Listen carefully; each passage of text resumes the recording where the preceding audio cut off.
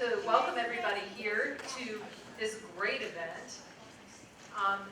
First, I'd like to open with a prayer. If we could all bow our heads. Our most kind and gracious Heavenly Father, we are so grateful for our Savior, Jesus Christ, for the gospel in our lives, for the faith that we have. We are grateful for all the speakers here, all the people that have put time and energy into this event. We pray that Thy Spirit will preside here and touch the hearts of all those in attendance. We pray for Thy guidance and Thy understanding in all that we do and all that we say this evening in order to rise up and make a difference in many lives. We thank You for everything that we have been given, Heavenly Father, and we say these things in the name of Jesus Christ. Amen. I'm also going to open with introducing our first speaker, who is Senator Rick Jones. And I'm going to give a brief bio on Senator Jones because I've known him for a very long time. Senator Jones has been in law enforcement for 33 years, starting at the Eaton County Sheriff's Department for 33 years, and then later served as our sheriff in Eaton County. He went on to the legislature, to the House of Representatives for 3 terms, and then he went on to the Senate for 2 terms, which is in his 2nd term. After that, we don't know what he's going to do now. We're all waiting to hear.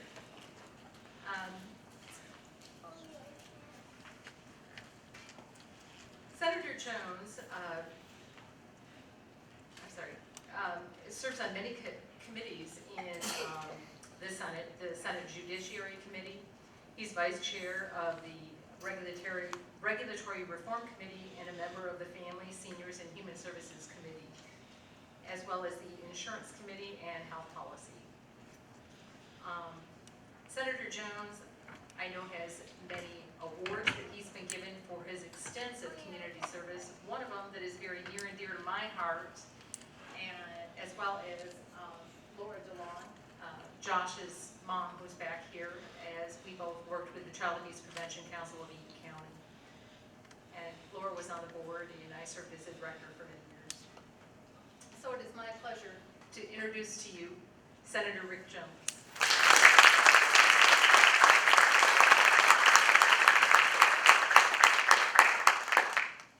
I've been asked to give a few brief minutes about the impact of drugs that I've seen over the years. I started as a 21-year-old newlywed as a deputy in Eaton County, and I've seen it all. I've seen people sniff glue until they have no brain. I saw people that would rob and steal to get animal tranquilizers. Of course, I saw the opiate rise and methamphetamine, which is a horrible addictive drug. It destroys families. It's very, very hard to get people to rehab. Say a little bit about the impact. My daughter has taken in 25 different foster children. Almost all of them were there because their parent or parents were addicted to something. She had one little girl. She was born special needs, probably because of what her mother used while she was in the womb.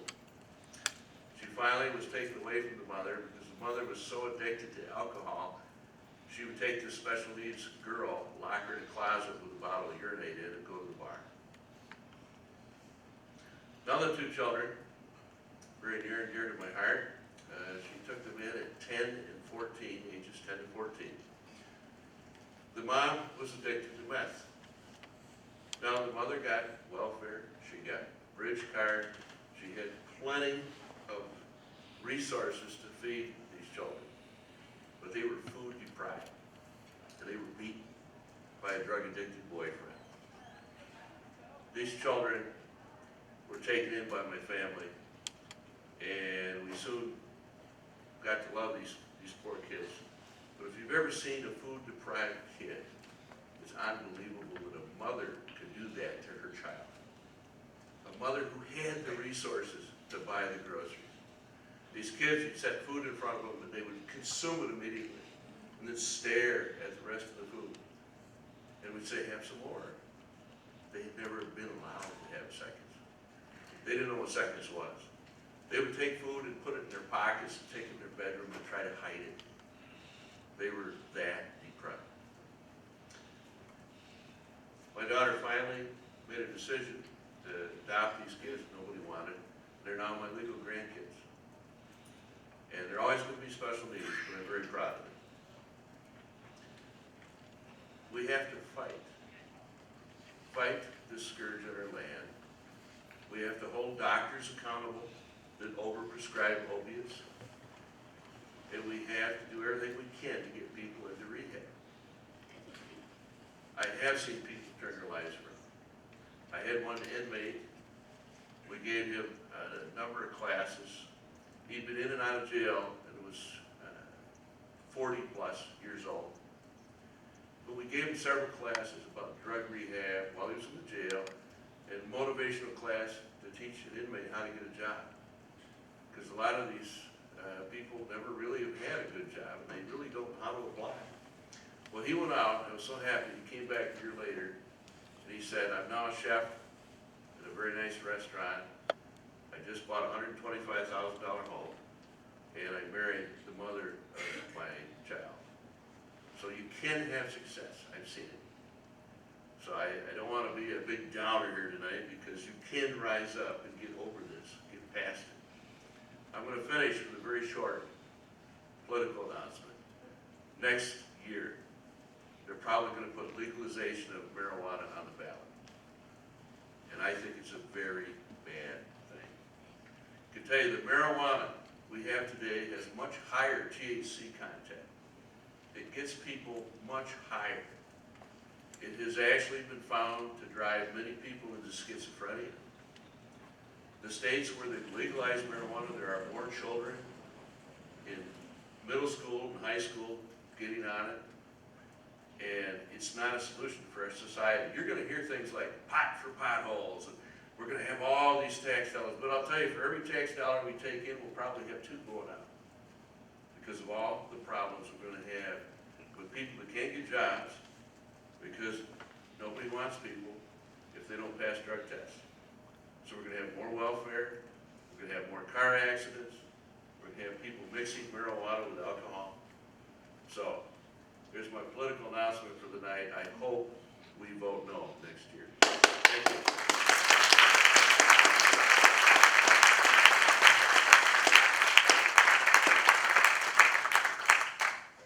Thank you, Senator Jones, for being here on behalf of everyone. This is part of Joshua's Place and the DeLong family, as well as everyone here in this audience. We sure appreciate all the hard work you do in the legislature. You're the hardest working guy I know. The next thing I get to do here, and it is my honor, is to make an introduction. For more than 15 years, Joshua had a clear vision of this very evening, as he told me the other day when we spent several hours together talking. He began keeping notes and later video about this type of evening. He wanted to help others with drug addiction, as well as any other addictions that they were struggling with, as well as their families. Addiction includes anything such as alcohol, tobacco, pornography, and Joshua would do this by mentoring, teaching, speaking with anyone he can or could reach, anywhere, anytime, and he maintains that today.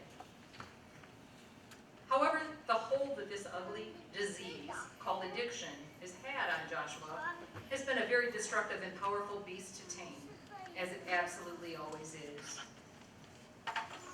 Only 54 days ago, Joshua was using heroin and had a near-death experience.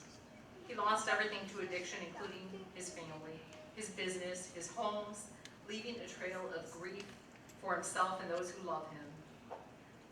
Joshua was not able to access services for recovery 54 days ago, as he shared with me the other day, and I was shocked by that. But Joshua's faith in God and that of his mother, Laura, didn't stop him. Joshua knew and he knows to his very core that there is hope and that there is redemption for everyone. And so began the amazing support center in our community called Joshua's Place that he and his mom started. It's a safe place where recovering addicts, as well as their families, can go without the fear of any judgment.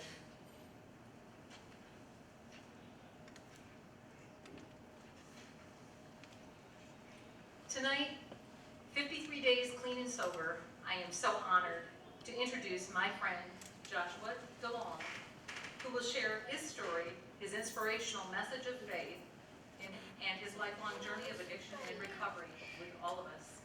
And so, we shall begin this evening with Joshua DeLong and his nephew, Preston.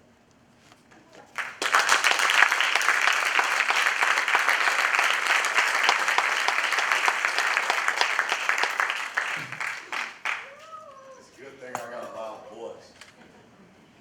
You know, y'all listen to those. All right. First, want to thank Senator John. You hit the nail on the head. It isn't until we stand for something that we'll fall for everything. Oh, it is my show. Hey, no, this is my show. It looks like it is my show. Mama's got the mic. Hey, I got the wireless mic that doesn't work. Hey.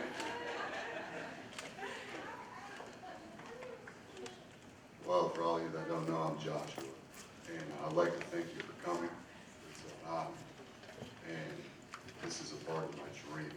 It's something that's been in my core, my soul, since I was 16 years old. And I fought a dark road to get here. I remember the day that I hit my knees and I was in darkness and despair. I said, Lord, let me go to the bottom of hell. If it isn't just so, I can reach my hand out to one last one. I hope I can bring you back to a place 54 days ago, after the spiritual experience that I had where me and my nephew were at Chelsea's Lake House. And I'm known for pacing. Back and forth, I'm back and forth.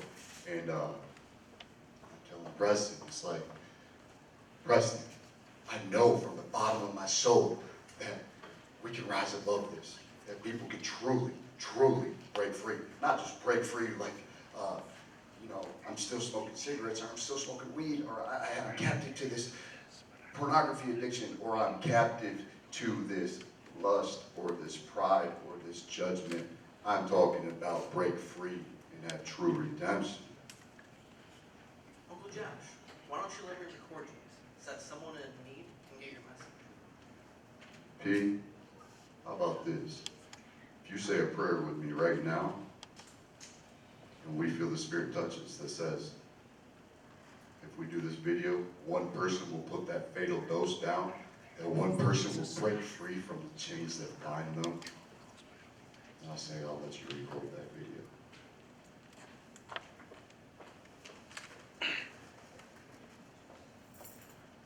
Dear kind, gracious Heavenly Father, Preston has a righteous desire to record a video. And I ask that you impress your Spirit upon us. That if we do this video, it'll help one person put that fatal dose down. To realize that they are a daughter or son of God. And that you know them. And that they can rise above it. And I ask this in the name of Jesus Christ. Amen. You feel that, Pete? Let's do this.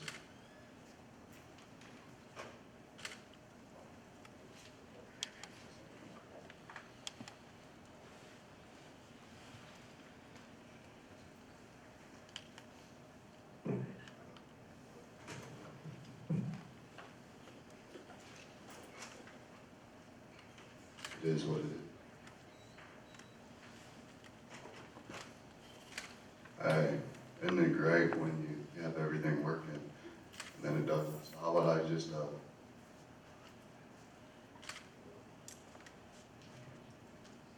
right. Hey, hold that mic for me.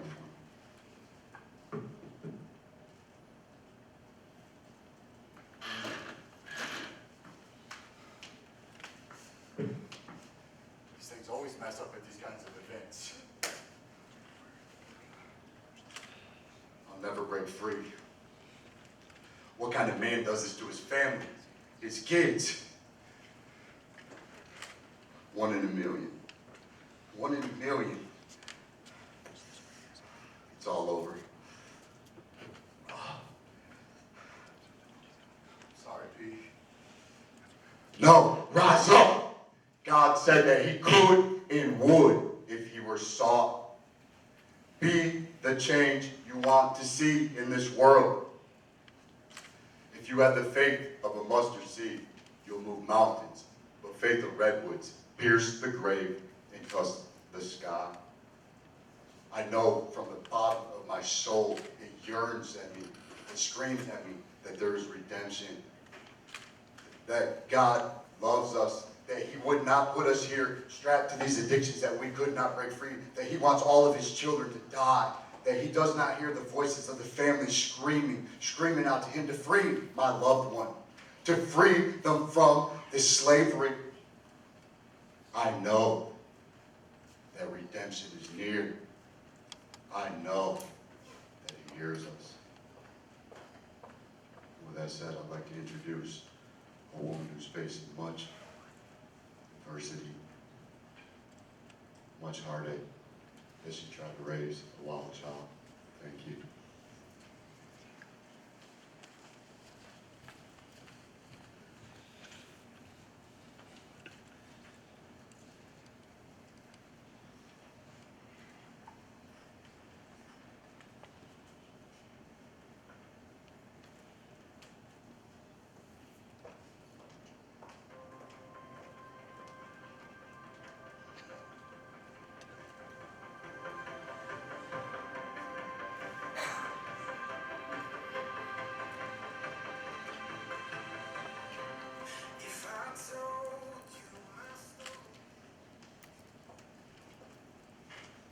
Hello, everyone. Thank you for coming.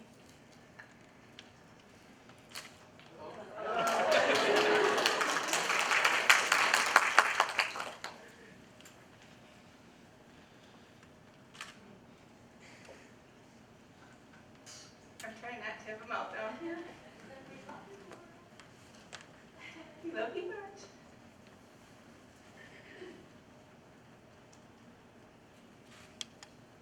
So what it's like to have a wild child.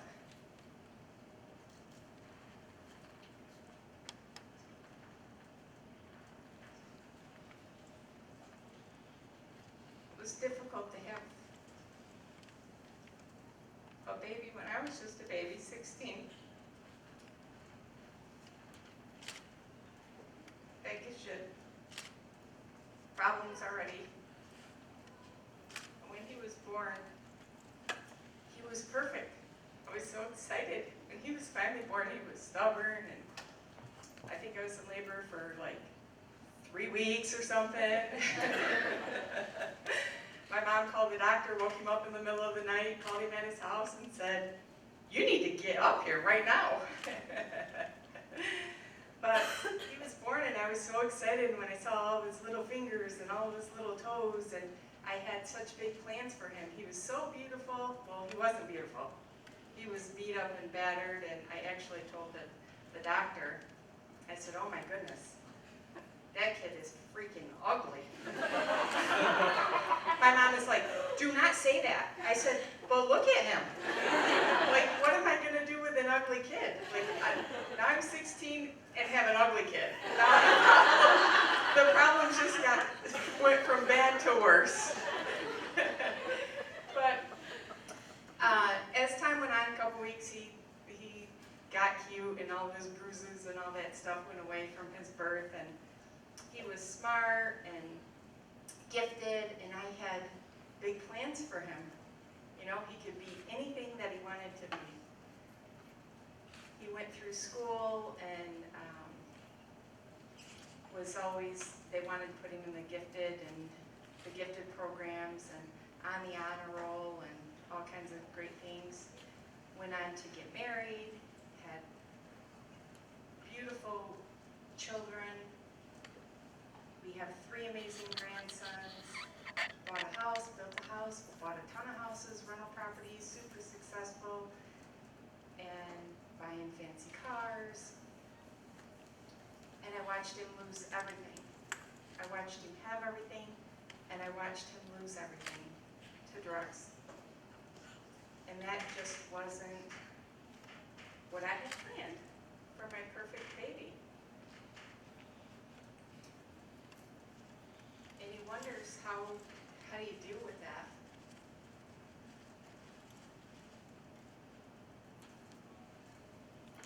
There's no real way except for praying, hoping, and praying. I dealt with it in all kinds of different crazy ways. I scream and every way I could imagine, put him in rehabs and take him to jail and manipulate him and tell him the FBI is hiding behind the trees and all that kind of stuff. But it's the worst feeling that a parent could ever go through, fearing the knock on the door and getting to the point to where you know that your child is going to die.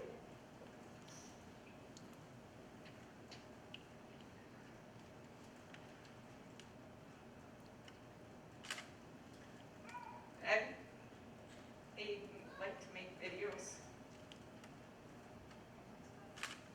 And I had a file of pictures because I knew if he died, I would not trust anyone to make his video but me.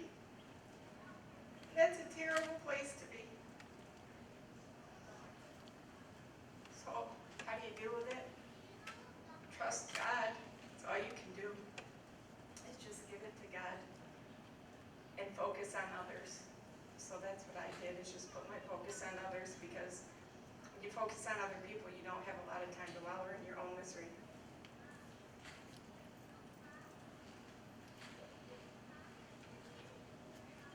I've had huge support from loved ones. We did personal development seminars every type of counseling you can imagine. I've done it, read books. Dean, Dr. Moody were key in helping me get through. And my cousin, my best friend, could you switch it over so they can see? Listening to me countless nights and phone calls and just dealing with all of the grief and heartache that we have gone through. Right there. The top one with the book. But there's Kimber, my BFF cousin, and there's Dean and Dr. Moody, and we actually have some of their books here that they were instrumental in helping me get through. And now I have Dr. Lazar that's said plenty of prayers and prayed and been instrumental in helping both me and Josh. So thank you so much for coming. We appreciate it. And now I'm going to introduce Jill, a mom that also has quite the story to tell. And she's done this for quite a while, way longer than I have, so she'd probably come up and not even have a meltdown. But Jill, we appreciate you. Thank you so much for your support.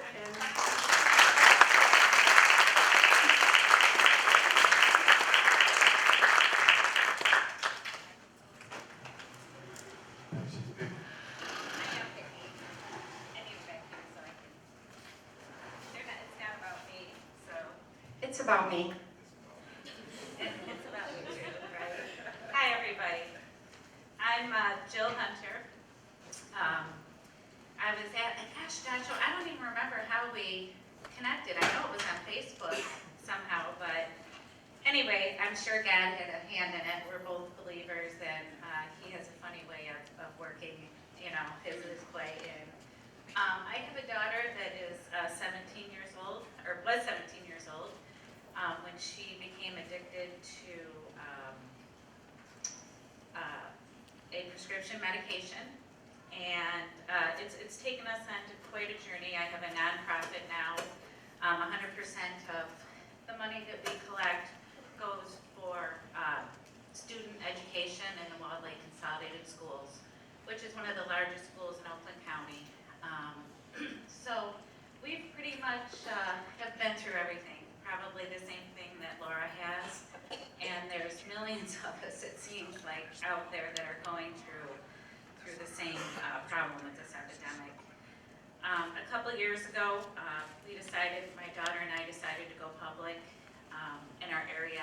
A lot of her friends started dying, and nobody was really talking about it. It was quite amazing. And I knew at that point, she's 22 now, and I knew at about 18, 19 years old, she could make a decision to recover out loud.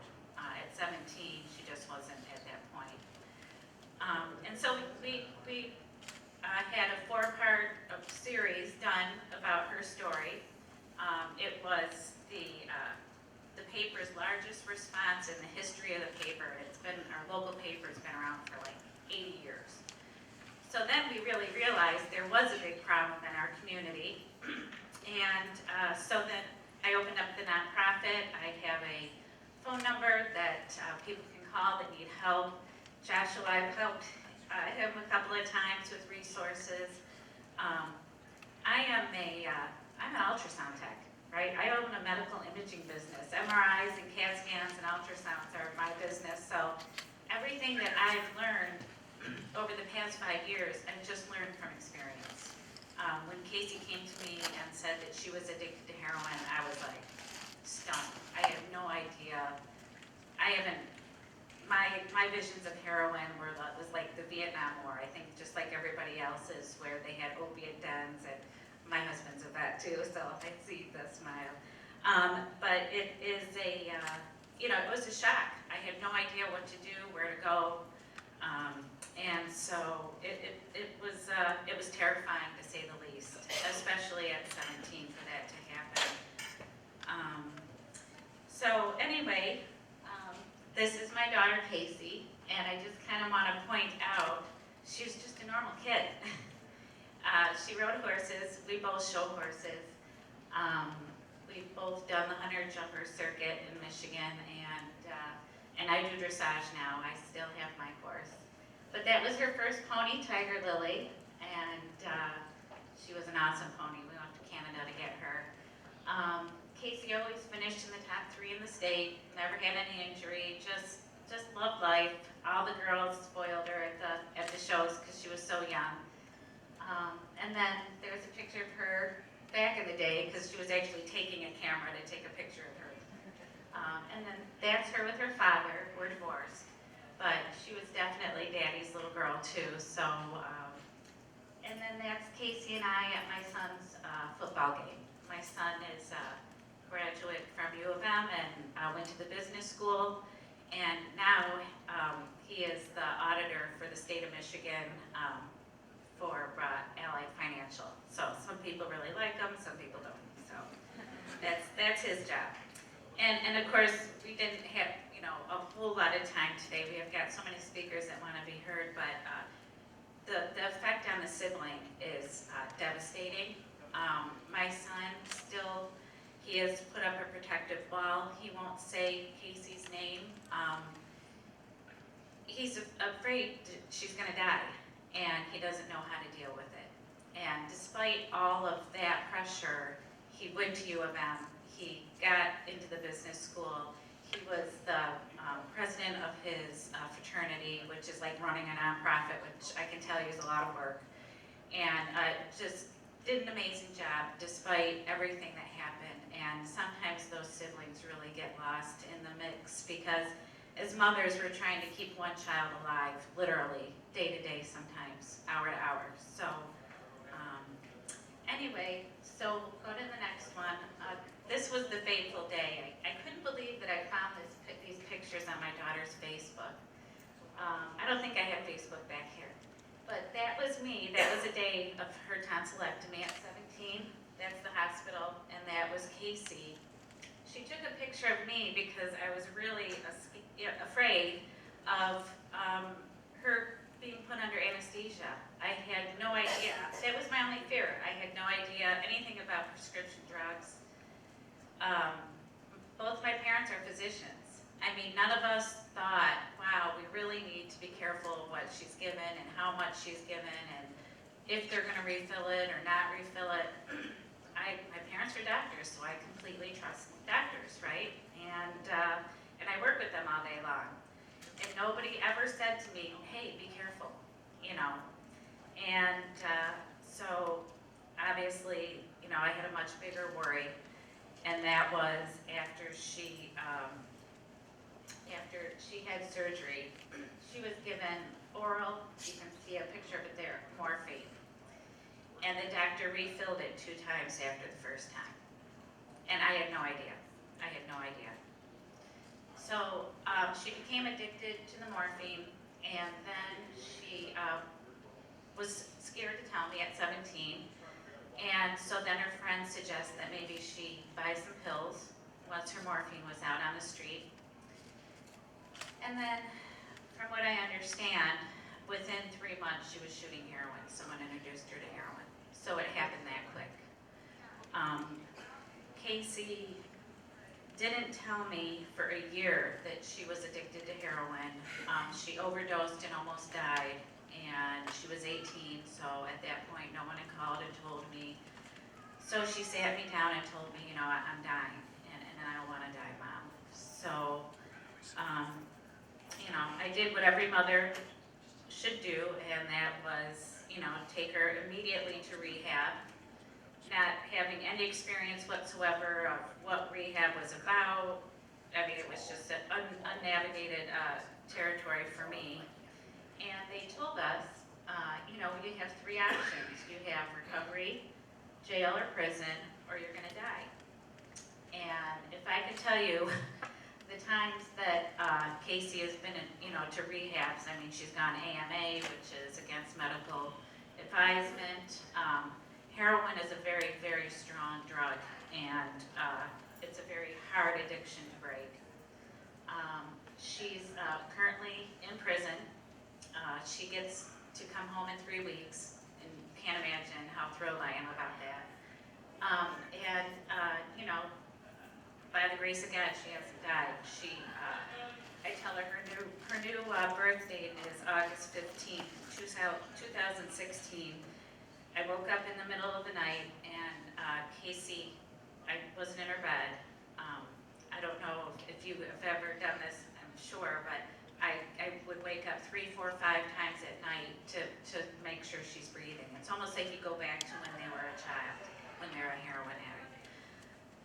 And she wasn't laying in her bed, and immediately I went into the bathroom and I found her on the floor. She had gotten a hold of fentanyl, and she was gone. And I thought to myself, I'm still going to go through the, you know, process and just try to get her back. And she was blue all the way down to her chest. Her eyes were wide open and dry. And fentanyl is not like heroin. When someone overdoses from fentanyl, they're paralyzed. So if their mouth is closed, the way that it's closed when they overdose, you can't open it. It's like it's locked.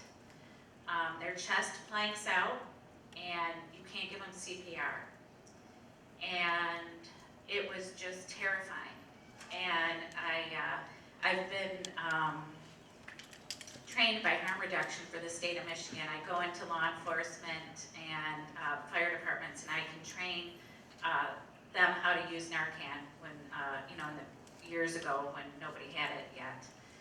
And so I had, thank gosh, I had so many doses of Narcan, and I gave her 3 doses, and I got her back, and I remember sitting on the floor going, oh my Lord, that was it. That's your new birthday, Casey. So, you know, when you hear people talk about heroin, it's really not heroin anymore. When I talked to our Oakland County medical examiner, he hasn't had just a heroin toxicology report in well over a year. So we have some pretty deadly drugs out there right now. And that's why it's important that we do events like this, because it really, literally will make you think twice, when someone talks about it on the news. Because if it can happen to my family, it can happen to somebody's, especially with two parents that are doctors, right? So anyway, we did have a plan for Casey before that overdose last August, and she did really well. I'm a big proponent of Vivitrol. I'm not a big methadone or Suboxone person. I've seen all three, and I've seen good. I've seen some people recover on methadone. That usually ends up being a pretty long process and a pretty painful process. I go into Brighton Center for Recovery, and I volunteer there quite a bit, and the people detoxing from methadone, it's just horrible to watch. Suboxone, again, not a fan, still narcotic, and I always say people, on my Facebook page too, nobody goes to a party looking for Vivitrol, because it is a non-narcotic option. The only reason we don't hear more about it, it's limited in its use. You have to be 5 to 10 days off of opioids. If you're getting off methadone, you have to be 30 days off of methadone detoxed. So it's actually a really great tool, leaving rehab and leaving jail or prison. And when Casey leaves, I actually went up to Lansing here and got funding from the MDOC, and we have the Vivitrol for the women in Oakland County in our prison now. So one person can make a little bit of a difference, especially if you really start to understand this process.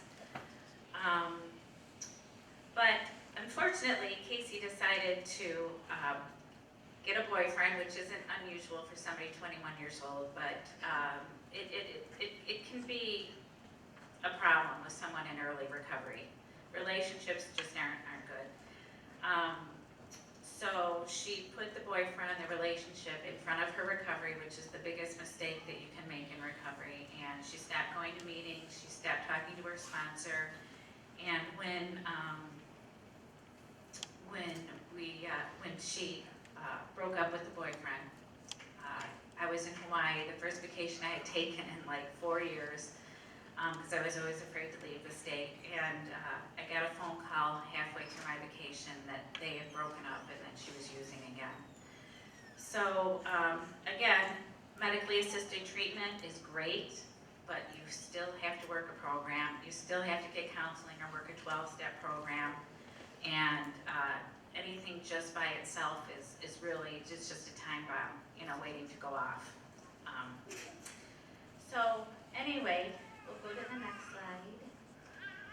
So this is where my daughter lives now. This is, and this is quite I'll let you go ahead and just read that message, because to me it's a pretty staggering thing. When I read that the first time, I think I cried for an hour. So I had to make the choice of either sending my daughter to prison, and I knew this time, when I got back from Hawaii, I shared this story with Josh. I have built quite a relationship with the girls that are young men and women in our community. They nickname me J Snoop, because I swear to gosh, that's what they call me, because I always find them, I ping their phone and I grab them and I get them into recovery, especially since the fentanyl has hit the street so hard. I've kind of put my feelers out. I went into Brightmoor, which is the worst part of Detroit you can ever imagine. I found the trap house that she was in, and I went down and I pulled her out of the trap house. And it was a very dangerous move, but I knew she knew she was going to prison, and I knew she was going to try and overdose and kill herself. So it was just, like I said, I put the armor of God on, and I went down there, and I knew what I had to do as a mother. And that's not enabling. Giving money, giving a car, paying rent, that kind of stuff, that's enabling. But literally following your instincts to save your child is not enabling. I don't like the term tough love. I think that might be great for alcohol, maybe marijuana, but for fentanyl, there's no time for it. You would literally have to follow your heart in what you do. I have just as many friends that have lost kids and wish they had never done tough love as I have friends that say, hey, and my son or daughter recovered because of it. There's no, to me, I've never seen one surefire method. To me, it's no holds barred. So anyway, here's a few statistics. I'm not sure, what the crowd is here really, and who knows what. But this just came out last week. I'm an advocate, and I advocate nationally, so I have a lot of ads. I work with partnership. Recently, we just got a grant with the Partnership for Drug-Free Kids. And so we get our statistics pretty quick, but heroin is now the leading cause of death for Americans under 50. This came out last week, and to me, that's devastating. Why are we talking about Russian collusion? Why are we talking about climate change? Why are we talking about anything? Why is this not, nonstop on the news? And it's a piece here and there, but it doesn't get near the attention that it needs to. So then, this is the next statistic. It shows just how much the death rate has risen and how fast. And if you go back to that one. Thanks, Kat. I'm like not computer literate at all, so Kelly, my best friend, comes with me. And if you look at the timeline on this, which I think it's from the 80s to 2016, you can tell, in the early 90s when they really pushed the narcotics, when Purdue Pharmaceutical really did a push on that narcotics where they had the smiley faces from where is your pain, 1 to 10. Right now in our society, we make up the United States makes up 5% of the world population, and we consume 90% of the hydrocodone in the world. So we have a real problem in our country, and it's not getting addressed. Like this was starting in the 80s, so you can see how with the way that they were prescribing medication, and still do today, the effect that it's had on that. That and the legalization, which I'm so against. I'm so glad that he talked about the marijuana issue. It is a gateway drug. I don't care what somebody at Yale says. They're just looking for money for a study, right? I sit in Brighton Center for Recovery and I listen to the stories all the time. But also what happened during this time is that we legalized medical marijuana and some non-medical marijuana. So we did take the cartel's business away. And they did flip over. They are a business. They don't work out of a garage or, they have business offices and CEOs and launder money. And if you want to hear all about that, you can watch the History Channel tomorrow night because it sounds like they're going to do a pretty good job of telling that story. So the next slide is just the progression, and this is only up to 2014 of overdoses in our country. And on Lake Area Safe Harbor, we have a Facebook page, so we'll have all these on our Facebook page if you want to share them or take a little bit longer looking at them. And then we have another one on our page that, according to age, gender, and race, we have all the statistics. It's hard to get current statistics. It takes a while for them to combine all the numbers from the United States.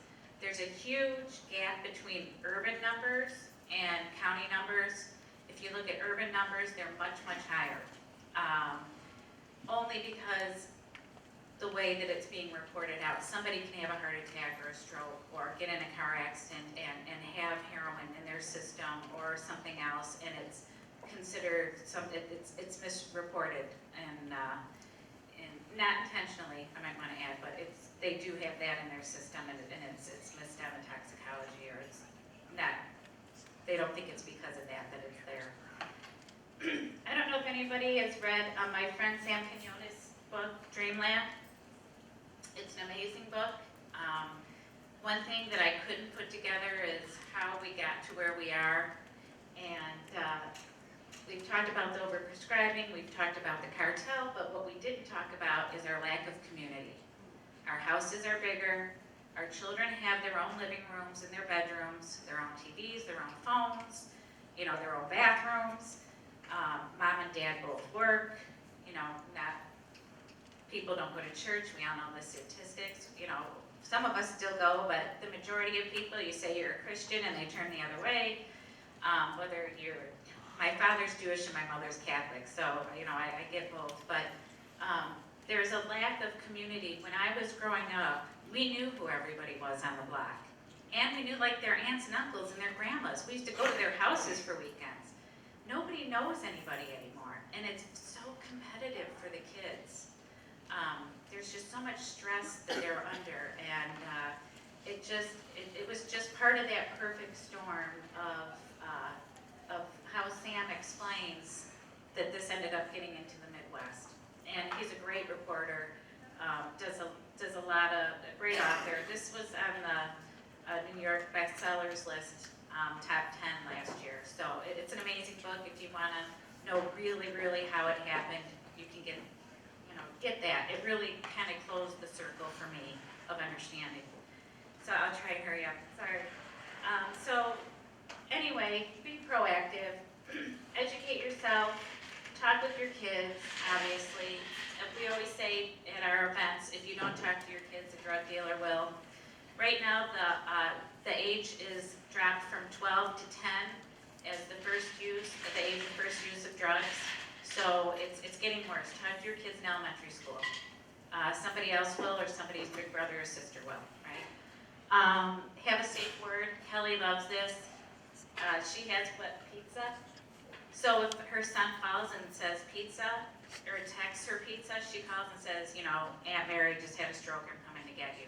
Give your kids an out. Give them a way to get out of a situation. You can't just teach them. Peer pressure is horrible. I mean, it's horrible. It's just like it was when we were kids, even worse now with social media. Lock up your medication, obviously. This list is on there. Discard of your medication. If it's unused, it's not worth the money of taking a risk of somebody getting addicted to it. You can go to your police department or sheriff's department and they'll dispose of it for you. Go to opiate events like this. Find out the resources in your area. There's a lot of different groups like Joshua's Place. It's awesome. It sounds like you guys really got that going good. And then also when you're addicted, make sure you go to an addictionologist. Very important. I sent Joshua a list. He can put it on his, for this area, he can put this on his webpage. My doctor, Casey's doctor, is an addictionologist. She's also an internal medicine doctor. So anything Casey needs, she goes through there, and our dentist knows that she's a heroin addict, right? So it's really important that you have these safe checks in your life. So, and then there was some other signs of use. Missing spoons was I could not figure that one out. I don't know about you, Laura, but I was just like, where are all the damn spoons? I couldn't find a spoon for the life of me. But everything else you've probably already heard, and again, it'll be on the website. So then, this was the fun part for me. I had to take a look at my part of what happened. If you look at that corner, I never smoked pot. I didn't like pot, but I did like beer. I would actually refer to myself as a Bud Light girl. And what I had to take part in is a look at not just pointing at Casey and saying, you bad kid, what are you doing this, What I had to come to terms with is I was an alcoholic. I never thought, I guess I went back and forth with it, but as long as I drank beer, I was gonna be fine. It didn't matter, I drank 6 beers, right? So I had to come to terms when she told me she was a heroin addict, that I'm an alcoholic.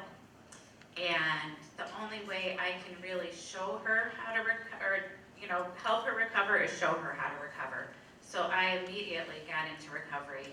Never went to rehab. I had a God event, which was absolutely amazing for someone that's never even, I think I was just agnostic, I think at best. And I worked a 12-step program, and I had a spiritual awakening, and it's great to sit in a meeting with my daughter instead of at the bar, right? And I think this is a big part of what's going on. Like I said, when I go into Brighton, I have a lot of kids say to me, will you talk to my mom, will you talk to my dad? It is my responsibility, it's all our responsibility as parents I taught my daughter how to deal with problems was to pick up a beer and take a prescription pain pill, right? And until we get real with that in our homes, nothing's gonna change. And it's not in every home, but it's in enough homes. So I suggest everybody just file that away somewhere. That's all I can say. But anyway, that's pretty much all I want to say, other than I love that saying, whatever you can't get enough of, that's your God. For me, it was beer and prescription painkillers. So anyway, so then we both like this picture right here, because I am a Christian now, and I have a jail ministry. I go in every Tuesday night from 6:30 to 8:30 and work with girls, and we have a lot of teenagers in recovery, a lot of adolescents in recovery now, because it is happening in junior highs, and so we are working on that. So that's it, that's all I have, and thank you for letting me share our story. I certainly appreciate it, and I guess we will have somebody come up.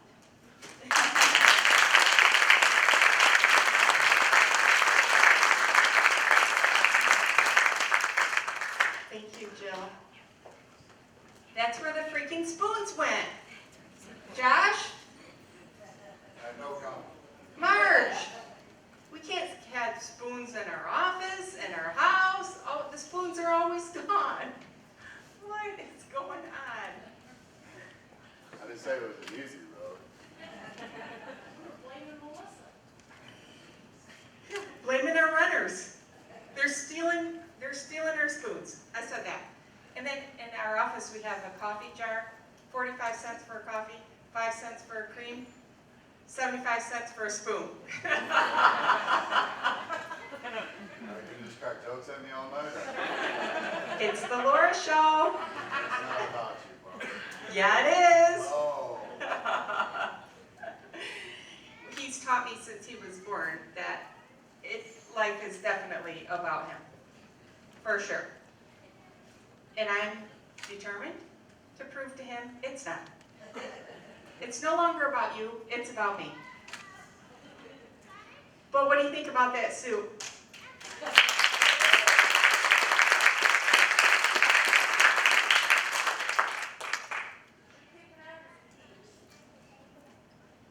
We did. He picked out the pelican soup. Everybody would like the pelican soup. Hey. No.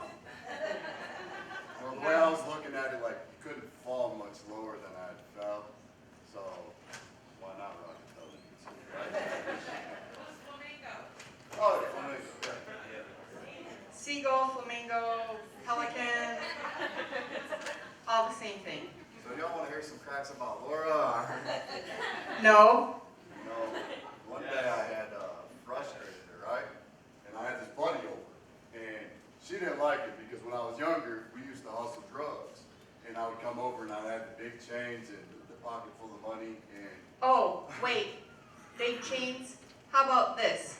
He walks Hold on. like this, Hey, this is my with story. a flat bill hat, with a big jersey, and a chain hanging down to here with a money sign this big, matching his friend. Okay. His friend had a cross on his. Okay, hold on. So, anyway, this He's friend's just over. kicking it. This friend's over, and she comes over and she's like, "You need to leave, and right now." And I'm like, hold on. He's helping me move. Oh no. No. So she kind of freaks out and causes a scene, and I come over there like, "Hey, you need to hold on a second here. You're not going to be talking like this in front of my friends." Yeah, I am. And then I look over and she's grabbing the cord of the toaster. And But behind his head, when he wasn't looking, I'm looking at my gun, my handgun, because I can shoot it, and I will. Do I shoot him, or do I hit him with the toaster? Do I shoot him, or hit him with the toaster? I seriously wanted to pick up that gun and get him out of my freaking misery. It's like, I am so over this ugh, so over him. Yeah, so instead I grabbed the toaster, wham, right when he wasn't even looking.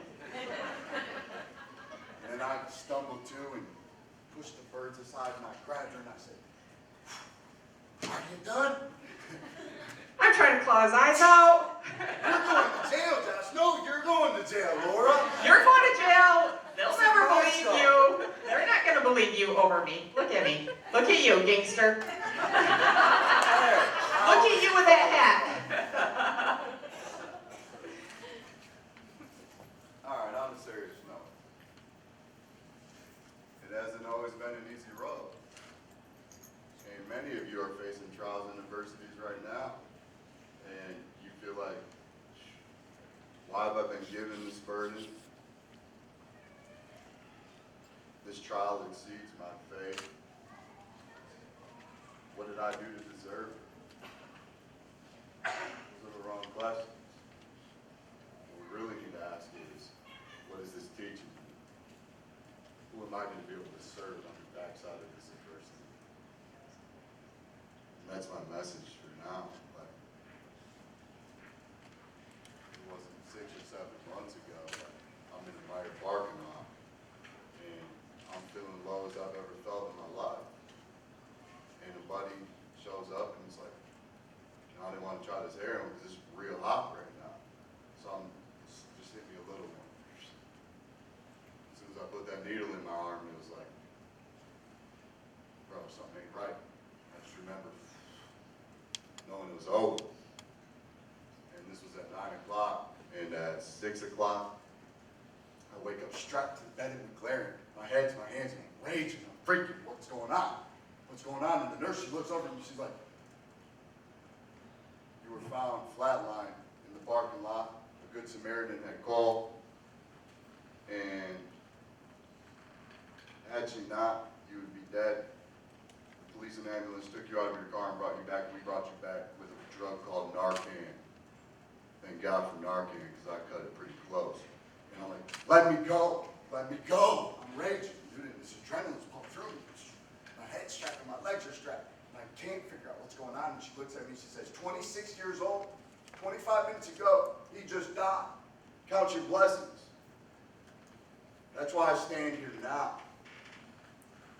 Because if I can reach my hand out and use these experiences, that provides a reason that I felt so loved, a reason that I feel like I've been given these gifts and talents. It's just to promote those. Hold your own. This is my show. I got jokes. Do not make me follow you around with a microphone, son. I got jokes. I will hit you with it. Right in front of all these people. Hey, they don't want to hear about that. Why don't you tell the real story?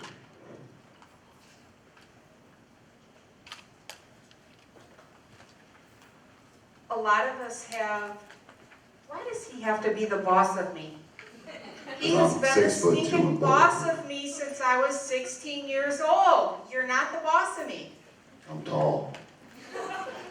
You ain't scary though. I'm strong though. A lot of us have struggles in our lives that we go through. All different kinds of struggles. So this is not just about drugs, drug abuse, drug overdose, families, loved ones of people that are struggling with drugs. There's depression and divorce and insecurity and sexual abuse. I want to talk about sexual abuse. And it's going to be short, and I'm not going to have a meltdown. So here's some statistics for you. 1 out of 3 girls will be sexually abused before they're the age of 17. 1 out of 6 boys will be sexually abused before age 17. How about this? 90% of the abusers are family and friends. 48% of the time, it's happening in our homes. I was 7 when it started with me, and followed all of the statistics. It got bigger and worse as I got older. It's as important that we teach our kids about sexual abuse as we do the ABCs and 1, 2, 3s. I didn't tell. I didn't tell because I was scared, and I figured nobody would believe me. I kept it a secret and ended up with a tattoo on my head that says, "Abuse me." We can't make the predators stop, but we can teach our children not to let it happen. We have to give them the tools to say no and the courage to go and tell. We've got to get these kids before it happens to them, and be open and talk about it. Because when it happens, it steals a part of who you are. I don't even know what it did to me, besides make me crazy. Look at me. You know, I remember being a young kid and I'd go like, try to wake my mom up and I'd touch her and she would just shudder. Fear, like someone was trying to steal her soul. And, you know, I remember being in the room one time and just knowing that something wasn't right. And I'm grateful that my mom's been courageous. See, because we could say, why did this happen to me? Why me, God? I didn't deserve this. We could use that as an excuse to stay down, to stay broken.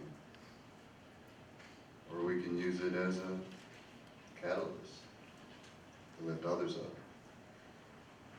When you look at the statistics of sexual abuse when it starts happening, the average age is 7 to 9. It always proceeds and gets worse unless they tell and it's handled appropriately within the family. It ends up turning to high school dropout, drugs, prison. So I feel so strongly if we can educate our children. There's a lot of great books out there, and there's so many things that Josh and I want to work on, but we can do this and we can make a difference, and we can start right in our own homes and our own families. Like as parents and aunts and uncles and neighbors, take the time. I'm always talking to my grandkids about their private parts and get in touch, and I've got 6 books that I bought and I read them to them. Is anyone touching you inappropriately? And for years I thought maybe that's what happened to Josh. It's like, why would he be on drugs? Maybe it was that. But we can make a difference because these children that it's happening to are suffering in silence. Let's be a support. Let's make a difference. Let's get educated and stop the madness from happening. You know, so imagine you have this 16-year-old girl and she has this little child. And that breeds a certain set of difficulties in itself. We moved around a lot. I had a lot of fears. I had a lot of insecurities, a lot of questions running through my mind. But I always remember one thing that my mom would say to me. She said, "Joshua, you can do anything that you put your mind to." And the crazy thing about that was, I believed it with every ounce of my soul. This life would take me down many dark roads. And one time I just sat in the depths of hell. Could not break free. I could not break free. And the world was telling me that I was going to die. There was no hope. It was over. But then in the back of my head, I heard, "Joshua, you can do anything that you put your mind to." And what does that mean to me now? Never underestimate the power of kind words or recognizing somebody's greatness. It truly could be the lifeboat that pulls them back from the grave. I want to bring up a girl who's really good at encouraging and offering kind words. Angela Glossa. Throughout this whole journey, she said, "Joshua, I believe in you. You're doing great. I'll watch your videos for you." She'd be sure to tell me if there's a mistake or a problem with the videos, and she still will. Let me give you a hand up here, Angela.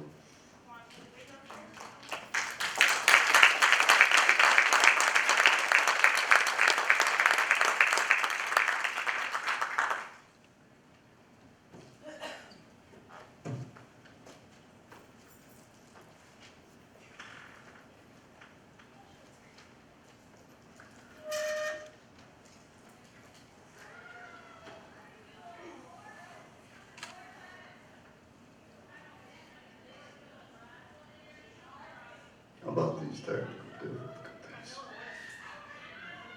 Hey, if it was up to me, everything would just work the way it was supposed to. I don't know. Yeah, let's go ahead. We're gonna change it up a little bit. But first of all, I have to tell you, when I go into places like this, I look at the way things are built. They don't really look at people with disabilities all that well. But when I got my help, and sometimes that's okay, because I'll get up here just like I did with Josh.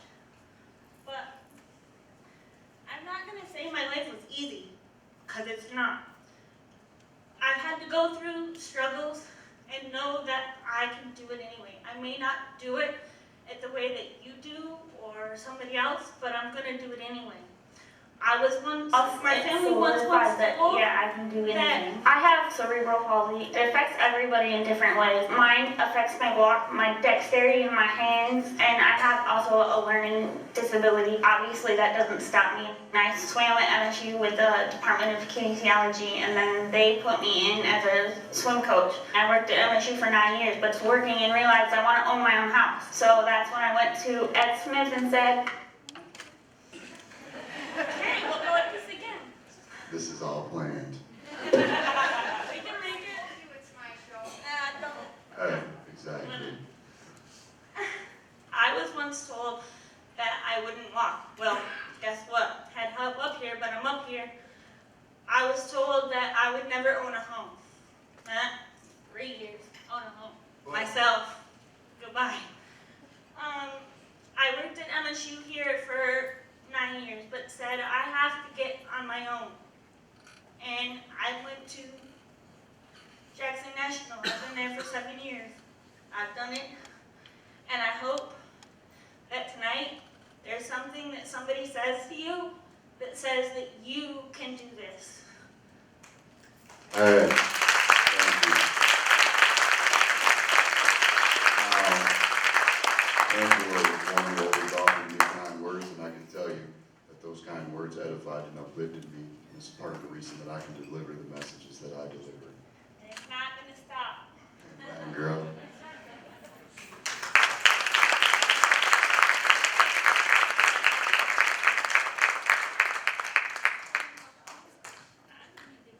We have a video to play about Angela, but we can't, we're going to only hear the sound. I'll put it on my Facebook page later. It's great to hear though. It's a great story. Can we play it? Okay. You want me to act out the pictures?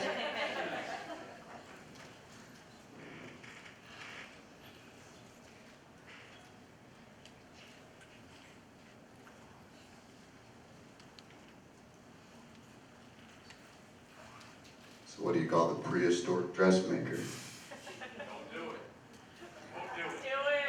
The dinosaur.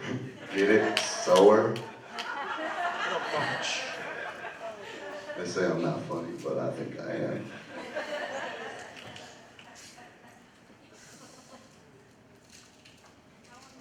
This is really a seminar about technical difficulties. All right. You know what? Actually, I'm quite sick of this shit, to be real honest. you know what? Just forget about it.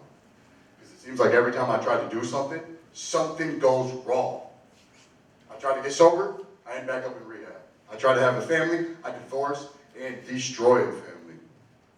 I try to run a business to become successful, to own properties, to inspire people. And I wind up with nothing in a trap house with a needle hanging out my arm, screaming to God what happened.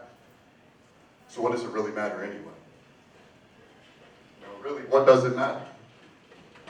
Who am I? Who am I? Just a junkie, right? Just your run-of-the-mill junkie. 53 days sober. It ain't nothing like starting over. I'm done with this shit, Michael. Josh, chill out. Oh man, it's over. Don't touch me, bro. Dude, Chill out. bro. Hey, Hey, you need a meeting. hey, you know what? Fuck You that. need a meeting. Hey. Bro, Reggie Kellogg's in there. The senator's here. Don't matter. You need a meeting. The first thing you put in front of your surprise, the first thing you're gonna lose. Let's go. Let's circle it up. All right, let's do this. Let's get a table out here. We're doing a meeting. This is what we do.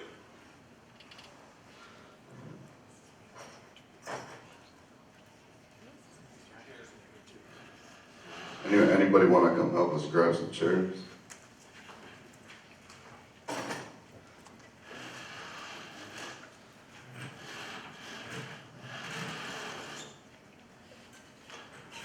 You know, I'm sorry, but I guess this is kind of what happens when you go to an event coordinated by a drug addict.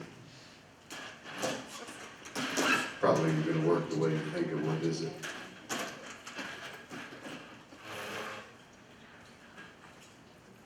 I apologize. It's one of my weak moments.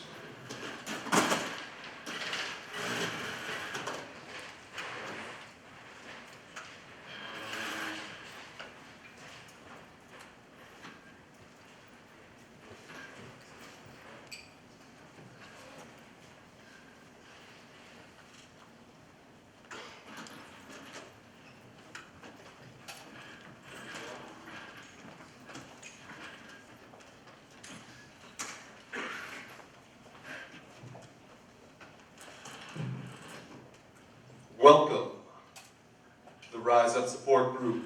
My name is Michael. Hi, Michael. Hello. This is an open discussion. Today, we're going to go around. Please share your experience, strength, and hope in 5 minutes. State your name. Hello, I'm Joshua, and I'm an addict and an alcoholic. All right, maybe y'all can get this, how this works. I'm gonna say my name again, y'all are gonna greet me. Because that shows that you acknowledge that I exist as I share with you the vulnerability of my weakness. So once again, my name is Joshua, and I'm an alcoholic and an addict. You know, I deal with this thing called addiction, and you know, there's times that I realize that God's given me great gifts because people tell me, Joshua, you inspire me, you uplift me. When you say something passionately, I want to do it. But I got this demon inside that tells me I'm inadequate, that I'll never break free, that I destroyed a family, there's no point in living, that I could never be on top again. It tells me that everybody's laughing at me. They'll never accept me with all these scars, that I'll never quite fit in, that I'm different. And you know, at this point in my life, that means that if I let that demon talk too long to me, you'll find me in that cemetery, in that cage that Jill Hunter put up there. I like to call her Mother Hunter because as she talked to me, an addict, and told me the stories of the lengths that she goes to bring sobriety to her community, it resonated with me. She's a warrior, and I hope one day that I can use my experiences to help her cause and just bring hope. And you know, I'm sorry I had this meltdown. A lot of times right before the biggest events of my life, I faced such adversity tries me, it tries me, it tries me, it tries me. And I mess up only to realize that something great was gonna happen right then. It's crazy how I do that. Like day 89 of 90, I'm not gonna get a divorce. We're gonna work things out. Well, day 89, I go to a swimming pool to drop my wife and kids off. And instead of going to play golf with my buddy Mark and my dad, I go to the dope house and don't come home for 4 days. You know, these are things that are embarrassing to me, but you know, today I woke up and I read my scriptures. I hit my knees and I prayed, Heavenly Father, if there's somebody I can help, let me be a first responder. I pray for strength and courage to overcome the adversities and challenges that would come in my life. I reached out to my brothers when I was in need, told them I needed help, and today I attended this meeting, and I'm grateful. Thank you. That's when y'all say, thanks, Joshua. Thank you, Joshua. I'm Tiffany. Hi, Tiffany. My husband and I are addicts. October 21st of 1988, we'd been hocking our belongings to buy Coke. We had bought an 8-ball and had been doing it the majority of the day. My fiance goes to work, and I'm at home alone with our 4-year-old twin boys. They're sleeping. I do a healthy line. My heart starts pounding. There's pain. Blood is gushing out my nose. Oh God, I'm gonna die. I look up, see my precious baby sleeping. Oh God, I don't want to die. I want to see my boys grow up. I want to see them graduate, get married, be successful, have children. I want to see them grow up. Who else is going to raise them? Who else? Please, God, I want to live. I promise. I will never do drugs again. Please. The most calm, peaceful, serene feeling came over me. None like I ever felt in my 20 years. My heart calms down. My nose quits bleeding. And realization hits. He's real. God is real. He's listening to me. God is giving me a second chance. He has saved me. October 21st of 1988 was the last time I gave in to drugs. I kept my promise to God. 18 years later, white-hot rage, anger, distrust, manipulations, hate, disgust, heartbreak, fear. I have caught my husband red-handed with meth after 6 months of being aware of his using and knowing I have to catch him. I have to catch him red-handed for him to actually admit this.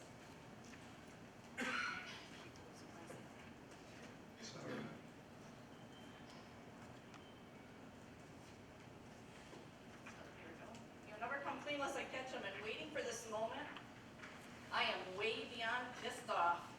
During a chaotic, hard time in our life, he has turned to meth, not me. The ultimatum after a few weeks of cooling off, we can go through this journey together. You can come to me when you are feeling weak and you want to use. I'll help you through it. I'll never judge you because it's gonna be hard. It's gonna be really hard. However, you decide to use, I'll probably judge you. I'll be done.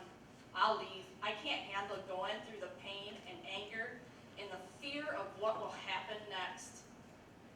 He decided life and family was worth the fight. He is 10 years clean. Trust God is listening. Trust God is listening. Trust those who love you to help you with the weight of addiction and the burden it puts on your mind.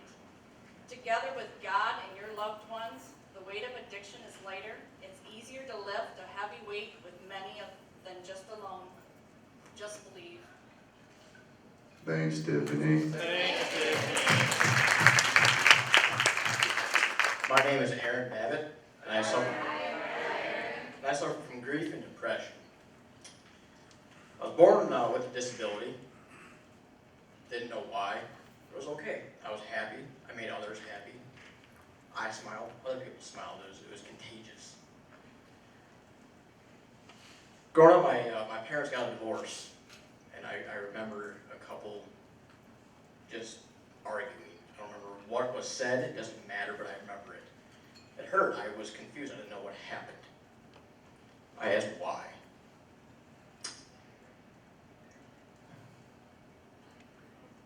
Moving on to school was even worse for me. High school was horrible. Got made fun of. Got called names. Got called crippled. My books torn apart. It was horrible. Decided to move to Illinois with my mom in 2004. To be with her. To live with her and have a new beginning. It was great. I was successful. Things were going good. In 2010, she got diagnosed with cancer.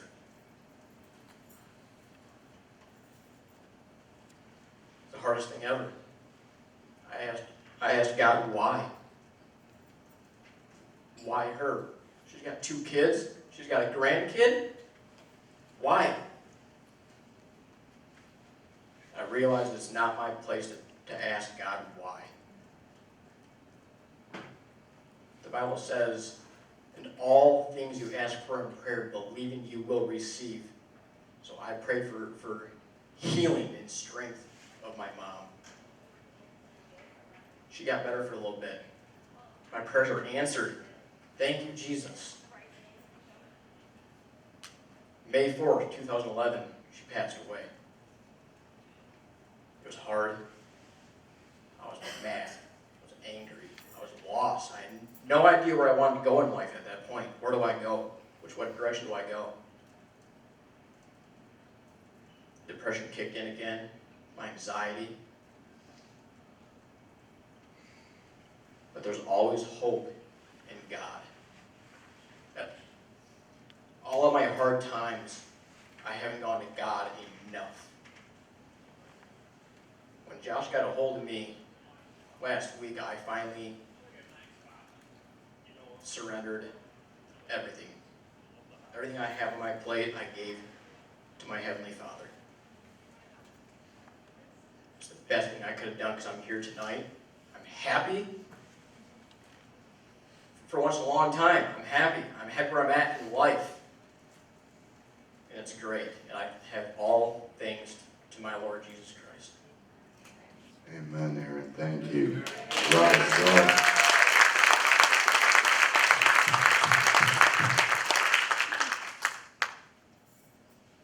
Hello, my name is Scarlett. Hi, Scarlett.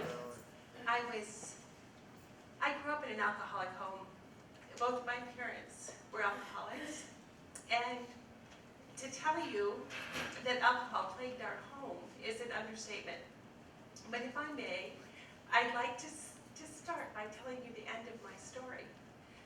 She lives happily ever after. I have an awesome family. I have a husband that is extraordinary. I have 2 daughters that are absolutely amazing.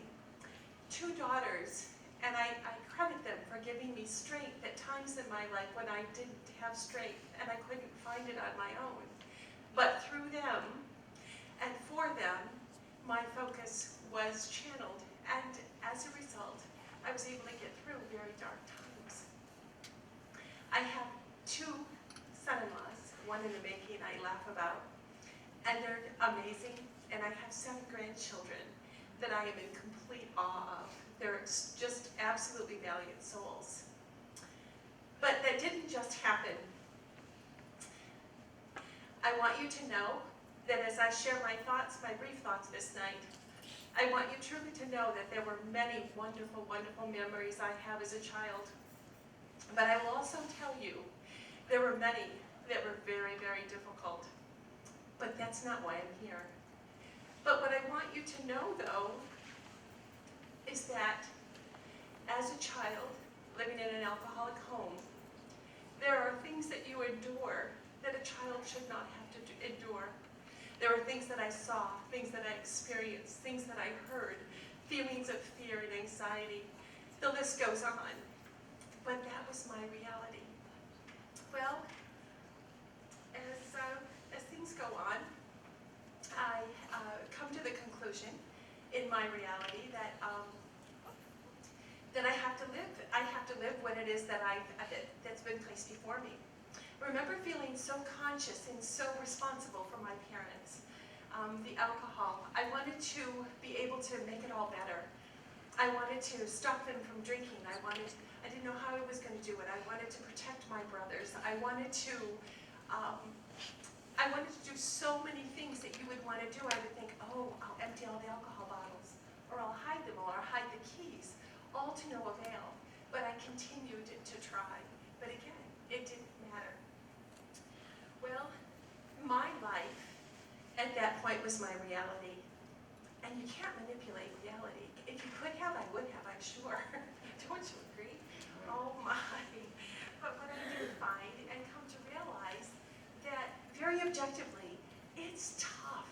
It's really hard when someone that's supposed to nurture you and care for you hurts you. It's tough. Now let me tell you, there are ways in which you can channel that. It can lead you to a very destructive path because living in that environment, you find yourself, you can even lose your sense of being, if you will, your sense of purpose.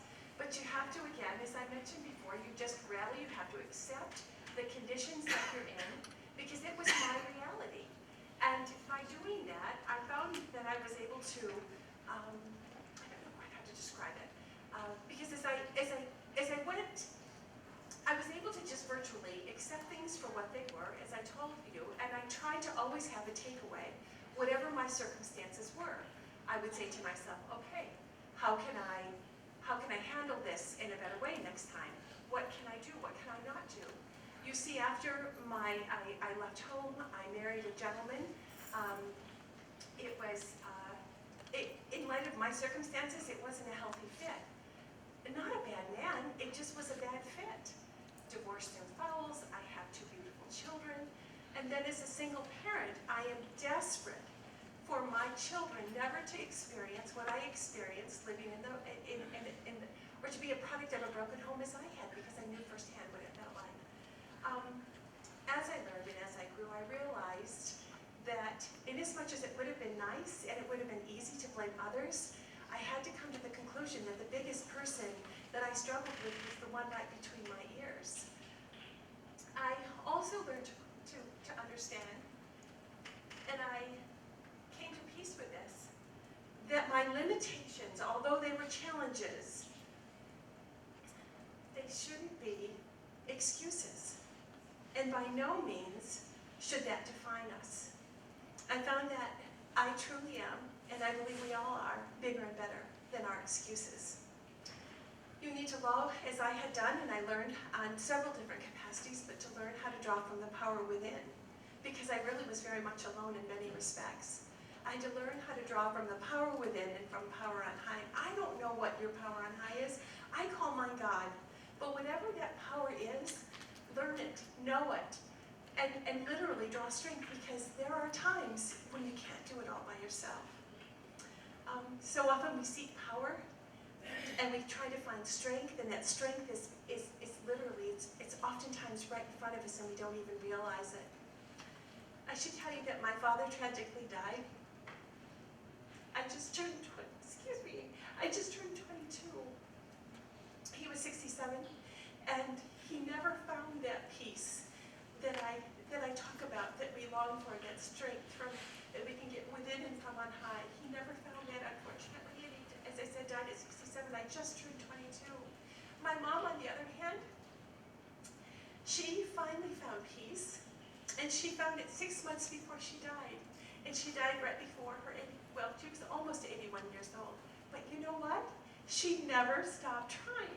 She never stopped trying, and I commend her for that. I want you to know that I honor my parents. They were good people that struggled with a horrible addiction of alcohol. And my mother, there were other things as well, but for the most part, they struggled their whole lives. I stand before you, or I sit before you as it turns out, and I want you to know how grateful I am for the life that I've had, for the opportunities that I've been able to learn and to grow in ways that I would never have otherwise done. I remain with an attitude of gratitude. I try to always be grateful in my circumstances, and although there's tears streaming down my face, I'm usually smiling. But I want you to know, and I'm going to end with my beginning. Hello, my name is Scarlett. Hello, Scarlett. Hi, Scarlett.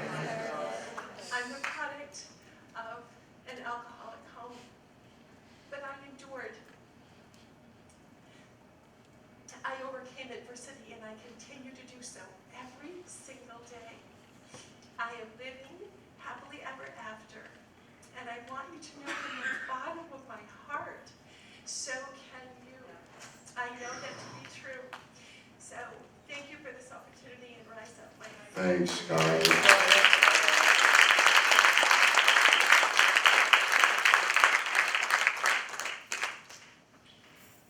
Hi, my name is Laura. Hi, Laura. I am the mother of an addict.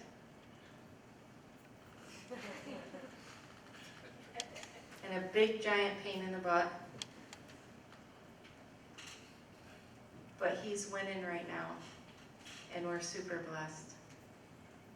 Thank you. Thanks, Laura.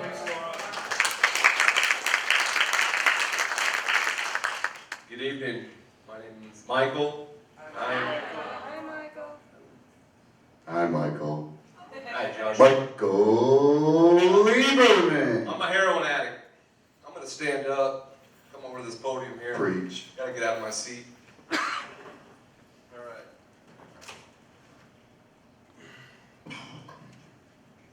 Before anything, it's just, it's good to be here and good to see all these faces.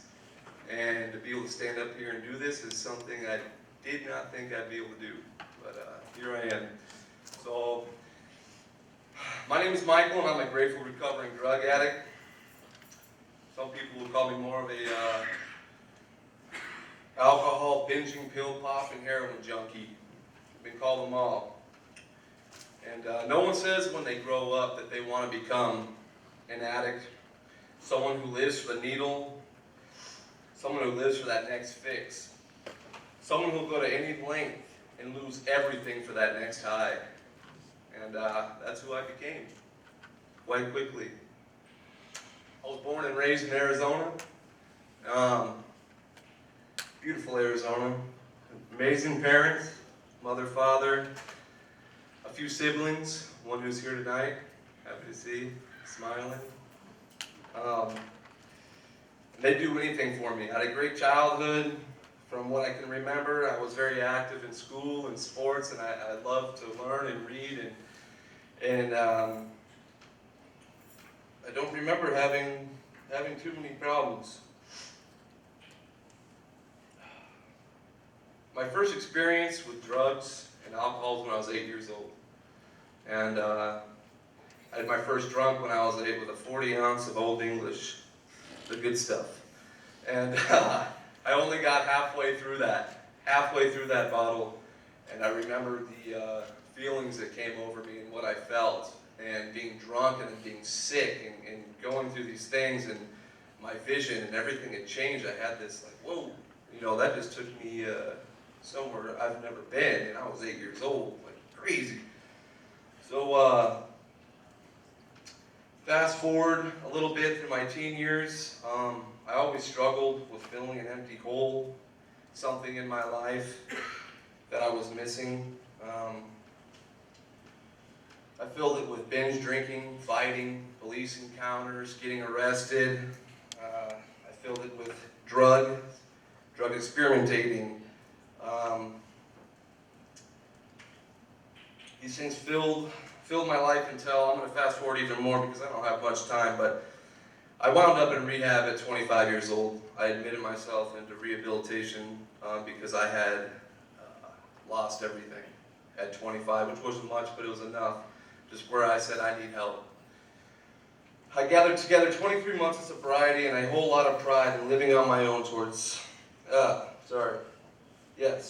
a whole lot of pride. And I stayed involved in those 23 months with helping people, helping newcomers, and having a relationship with good people. And but there was something still missing, and I told myself, I remember that, you know what, I don't think I'm going to be able to go pick up my 2-year chip because I want to drink. And I didn't call my sponsor. I wasn't working with newcomers. I didn't have the fellowship around me. I'd fallen into depression and into a dark place in my life. I relapsed, and I relapsed, and I was 28 years old. And at 28 years old, I was introduced to black tar heroin.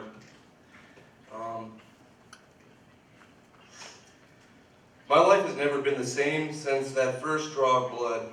Within months, I was weathered down, beaten, and a broken soul. A lonely man stuck in his own disasters, endless riddle of deceit and lies that I lived in using this drug. I cried for help. I didn't know what to do. I was broken down. I'd been through rehabilitation before, and I said, I'm not going to go back into rehab. I'm not going to do it. I'm going to do this on my own. I received medical assistance. I cried out to my family. I got the help I needed, and I made a choice to try and run away from this drug that pretty much took my life. I wound up here in Michigan in October of 2015, actually, and where I became, I was working on my own will and happy, and I grew quickly and excelled in the community, all while continuing to live off my will and how I wanted things done my way. You know, there's the old saying, he says, he who forgets will be destined to remember. And after 16 months of living my life, falling in love and being the supervisor of a manufacturing plant, working my way up, man,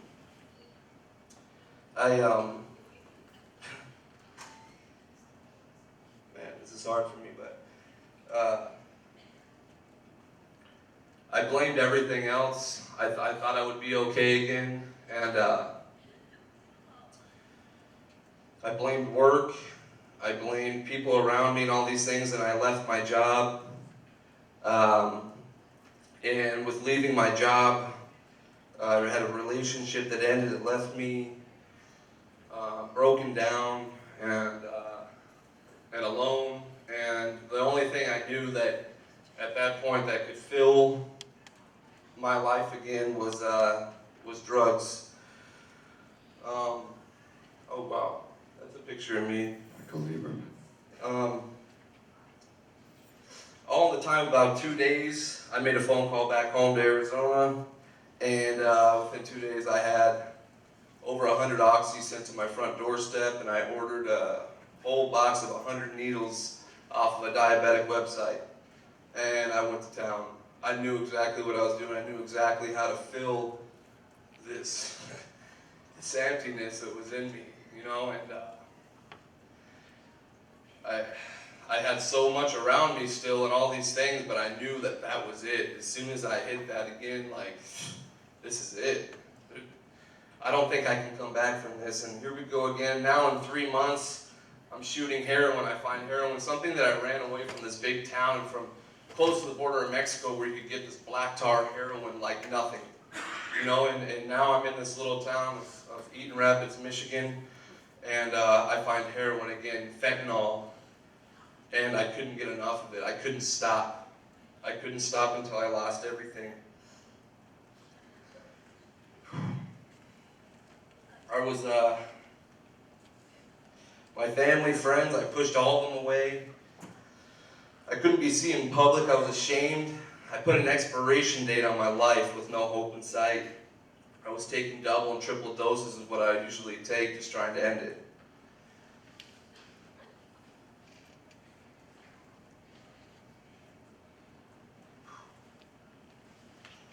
I never wanted to be here again. That's what I continue to say to myself. How did I end up here again? How did I end up here again? From this smart, loving, what I think, I don't know, maybe I'm not, maybe I am, but dude with this huge smile that, you know, can bring life to a crowd. And how did I end up here again? And I put my family through so much, and it hurt, and it made me ashamed, and I pushed away these people that tried to help. I didn't want anything to do with them. I mean, I can't stress that enough. These people that were trying to bring me in, I'm not ready, I'm not there. And I wasn't able to do it on my own. And the day I found hope is the day I gave it all up and I surrendered to God. I asked for His love and guidance, and I would do whatever it took. I found the strength through my pain and the courage through Him. I was given a higher calling for something so much bigger than myself. Today I live 24 hours at a time. I share my life with God and become active in my community again. Being able to feel again, love again, and having a future.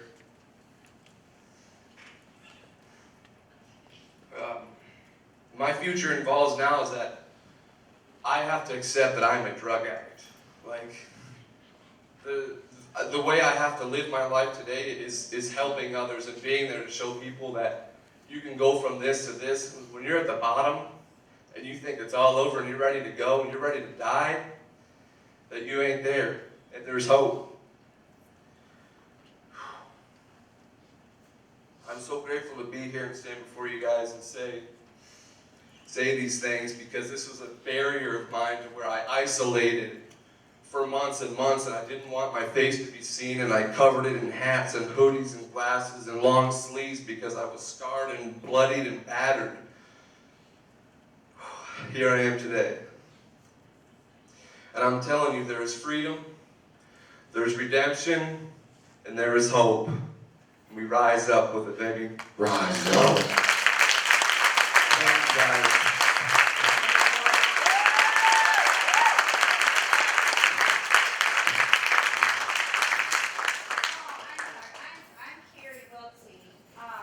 I have something Hey, Gary. Something needs to be said. I came into Mike's life in October of 2015. We became very close friends, and I watched him through this whole horrible struggle that he had. And he called me 40 days ago, and he said, I think it was 40 days ago, and he said, I need help. Can you come over? So I did. I dropped everything I was doing. I called my husband, and I said, hey, you got Winter? I'm going to get Mike. And he said, absolutely. And I went over there, and I found my friend Mike in utter despair. Despair. He was shaking. He was literally pulling his hair out. He was sweating. He was going bad poops. He was throwing up. He was sitting in a house that was dark with the curtains drawn. There was no TV. There was literally nothing there but like an air mattress thing, a table, a lamp that wasn't on. And he just sat there just shaking. And I knew at that moment, which by the way, I'm a recovering addict myself. I've been sober 13 years. So I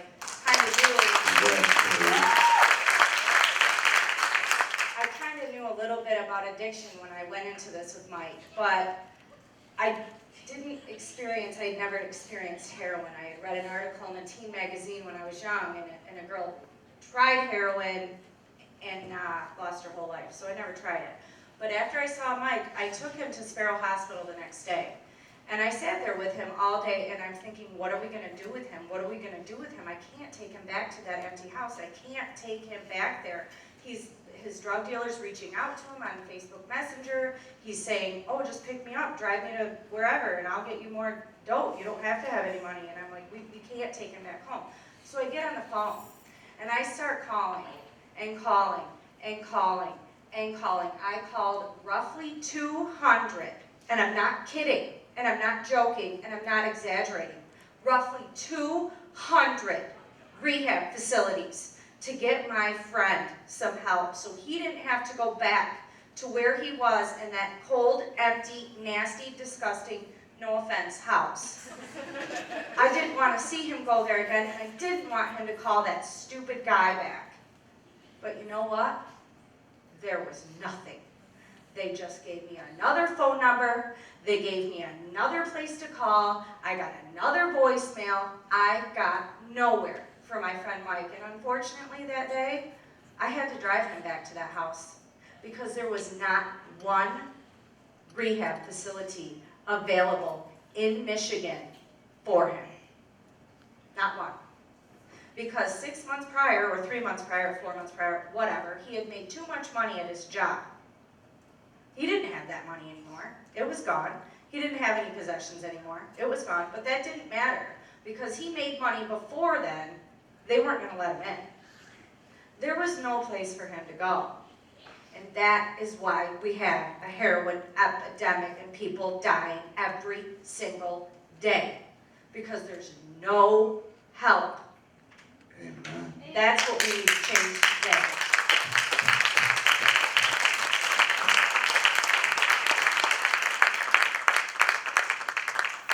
You know, Michael had a lot of friends that loved him.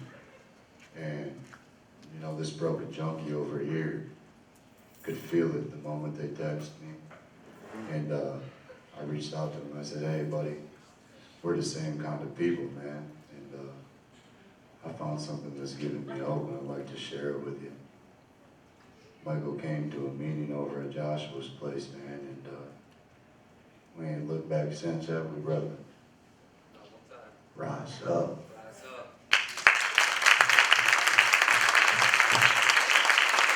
So y'all see me doing all these little videos and things and talking about putting a book together and bringing a treatment center to our community. Trust me, I'm serious. Hi, I'm Jasper. I I guess I'm going to start with a little past. I was actually the guy that Josh got all his drugs from and didn't really know it back in the day. I started out selling probably collection. I feel like I'm worse than everyone else. I don't really have an addiction. I did coke, really I did Ritalin in middle school and watched everyone else go crazy and I calmed down and was like, crap, I need Ritalin. So I realized and coke had the same effect. So quickly I realized that you make a lot of money off it and that I don't even have any will to do it, which is usually what drives a dealer into the dirt. So I turned around and got huge amounts of it and sold it to people like Josh or other people that sold it to Josh because I wasn't on it and messed up and I wanted money. I guess my addiction would have been money and I didn't want to work for it. I wanted it extremely easy. And that's how I did it. And for a long time, I felt really bad about that. Like to this day, I feel like I screwed up more lives than these guys ever could attempt to. And people trying to help them and feeling like it couldn't help, well, I sat back and laughed pretty much about it. So for a huge chunk, I felt super depressed. I constantly would think about those things and have bad days and realize that there's ways you can cheat it and feel a little better. And ways I do that is I find ways like when someone cuts you off, like on the way here in your car, or you forget your keys halfway here or your camera bag and have to go back and get it, like today. I tend to make up a reason in my head for that. I tend to, and I actually believe it's not made up, but I believe whatever your power is, he's watching out for you. He made you forget those keys because you were going to get a wreck 10 miles up the road, and that slowed you down. I pretend that the person is possibly going to lose their job if they don't make it to work. And then in that case, their whole life would fall apart and they wouldn't be able to feed their kids. And those little things help a lot in not feeling as mad at those people. And maybe that helps everyone else feel a little better about themselves or maybe want to open a door for someone. I feel like everyone's super negative nowadays and it's a lot to do with pressure. Pressure from people having to work multiple jobs. You can't have a mom stay at home with the kids anymore because everything went up in price and none of the wages did. So I guess a lot of what I try to do and what I'm trying, I guess, to give you guys or some sort of message is that try to find ways in what happens to you that's bad and hope that there's some sort of silver lining to it or make one up if there's not. Other than that, I don't know what else to say. I feel real bad for everything I did. Hey, thanks, Jasper. Now, Jasper did something that's really impressive, is he stood up here and just took accountability and tried to justify it. And now I need to tell that Jasper came up to my office because he's one of the best photographers in this state, if not country. You see the rise up pictures in the street? That's Jasper Grant, Shut Her Down.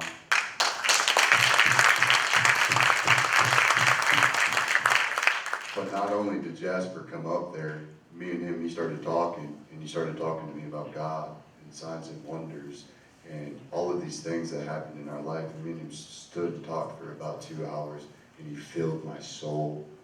He had a message, and he's changed. Like, he helps people, he serves people whenever possible, and I mean that. And I'm sitting there and I'm like, man, I've got this idea. I'm gonna be like this, and Laura's praying, okay? And he's like, all right, he's moving around, and he goes, you know what, Josh, what are you doing at 10:30? And I get these chills. I said, I don't know, why don't you tell me? He said, meet me back here on Main Street. We're gonna shoot this one in the middle of the street. And he got all those great photos that you guys see on Facebook. And then the beautiful thing about it was, Laura's like, all right, do you want me to get my checkbook right now? And he goes, no, we're not gonna do that. He goes, I'm serving you guys, and I'm grateful to be a part of this, Joshua's Place. I love what you're doing, and this one's on me. Give him a round of applause.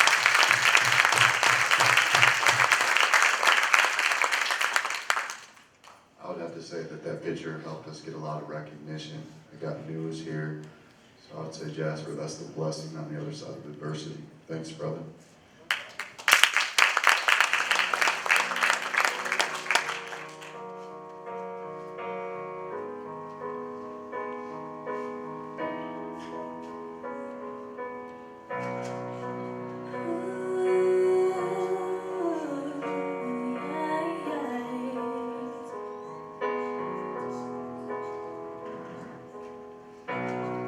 Today you're gone, today you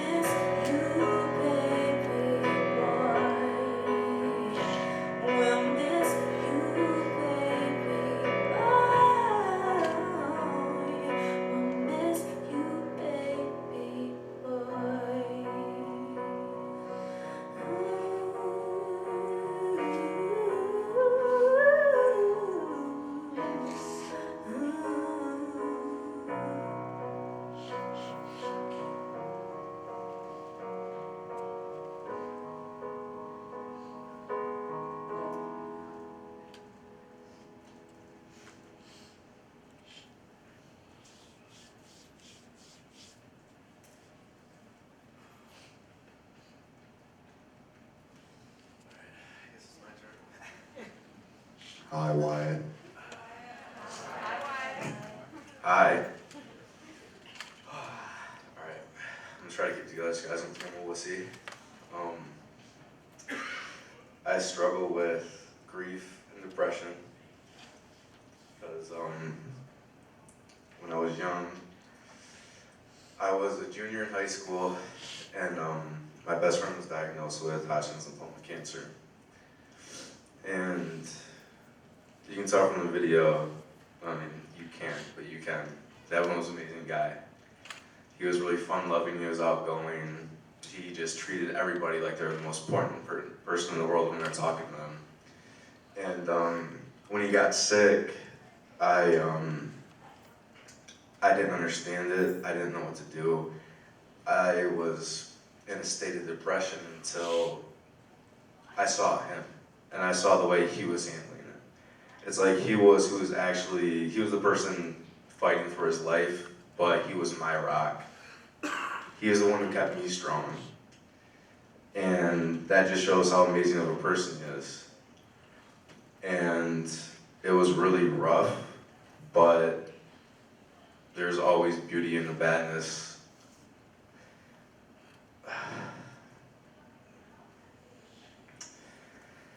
He stayed so positive and optimistic through the entire process.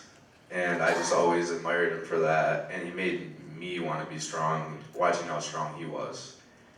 If you ran into Devin and he had a hat on while he was going through treatments, you wouldn't think he had cancer because he was all bubbly, joking around, laughing, like acting like everything is perfectly okay because that's just how he was. I remember talking to him about it, and he just said, I don't want my friends and family to worry about me. So no matter how scared he was, no matter how vulnerable he felt, no matter how weak he felt, he never showed it at all. Because that's how selfless he was. And because of everything he went through and he didn't deserve, I had a lot of aggression problems, I had anger problems, but I had an outlet where I could channel that to, and that's why I saw so much success on the football field, in the weight room.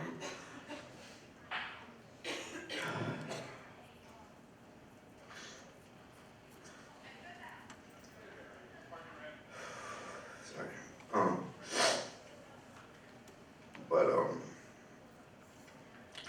After 14 months of battling cancer, my senior year he passed away. And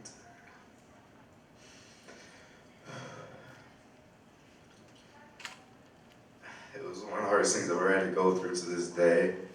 And I wouldn't wish that pain on anybody, but from that pain, it gave me strength, it gave me wisdom. And now I always have a guardian angel look over me, and he's always guiding me. And it seems like when I need it the most, he's there. He'll give me a sign. He's still my rock to this day. I always get signs from him, and that's all I need. Every time I see a signal from Devin, it's just like, okay, I know what he's saying. He's saying, keep your chin up and keep pushing. Keep pushing towards your goal. Keep pushing towards what you want to accomplish in life. Don't let what happened to me destroy your life. Rise up. Rise up. But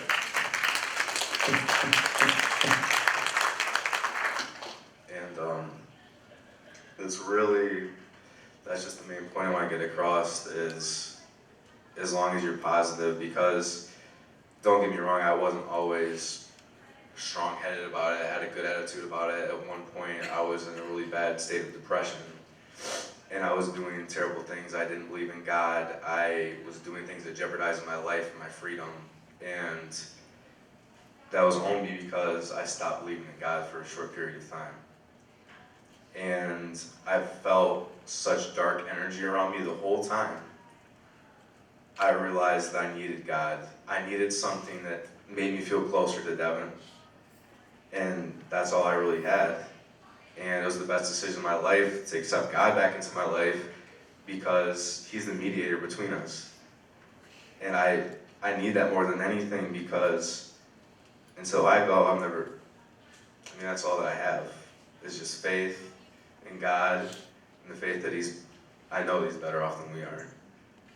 And that's what keeps me happy.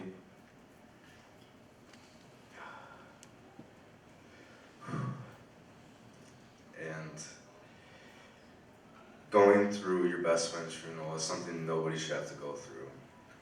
And that's why I came out here with no hesitation, because I thought about his funeral. And that was just something else that would have ripped me apart.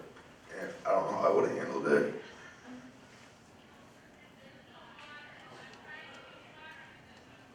Obviously, it's difficult for me to do this.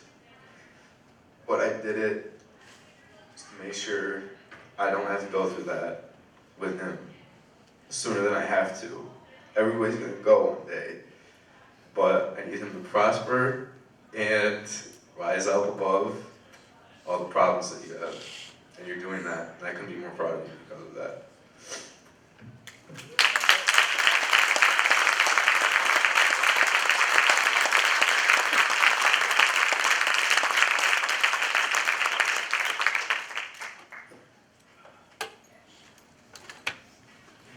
Thank you, Wyatt.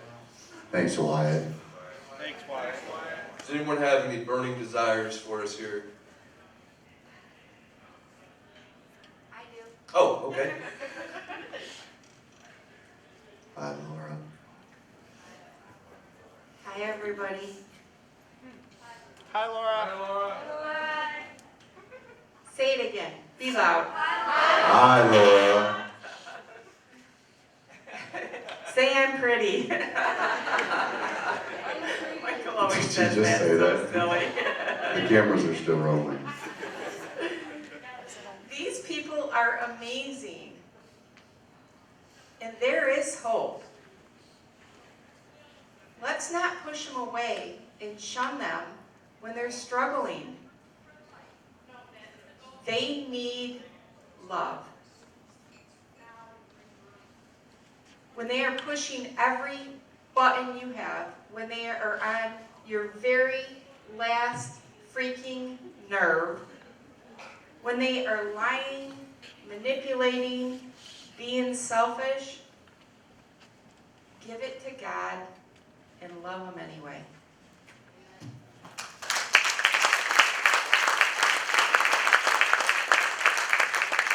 Hey, can I jump in one time? I know it's been a long time, we're gonna wrap this up shortly, but something just come to me. And I've always been the type of guy who sought God and inspiration, and when I would feel it, I would write these things down and come to me. It's like, I get an impression, I'd write it down. And I was in the county jail. Yeah, I've been there. And I got this impression, and it said, if you have the faith of a mustard seed, you will move mountains. But Joshua, you've got the faith of a redwood. And I wrote it down. I didn't think much of it, but because it was under the inspiration of the Spirit, I just felt that it was good. I would get out of jail and face adversity, and instead of seeking the God that gave me that, I sought the drug that took it away.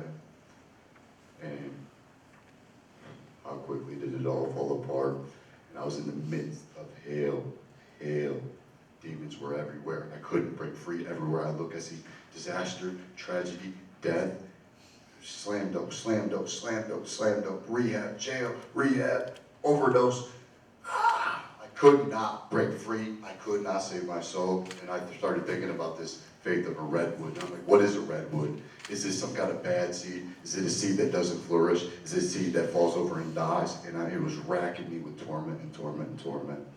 And at this time I was cooking crystal meth at my grandpa's house. I'm living like shit. I'm slamming dope.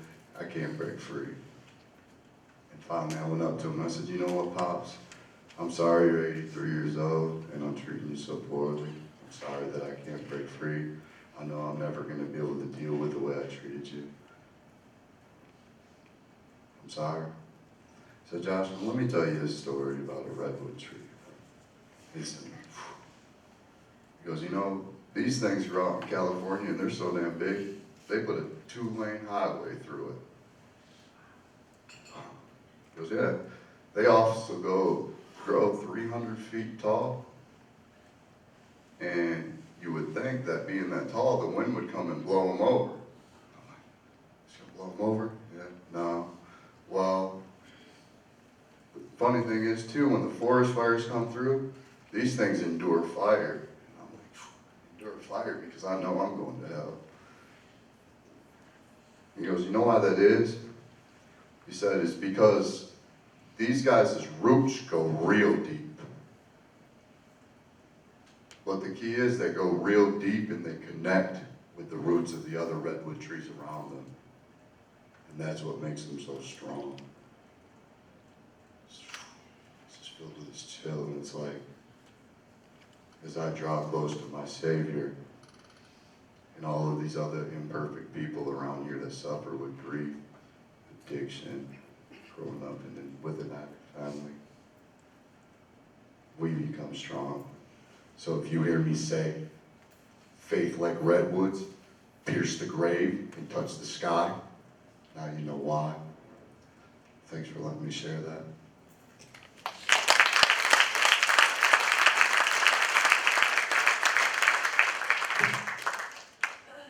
We're going to close out with the Lord's Prayer.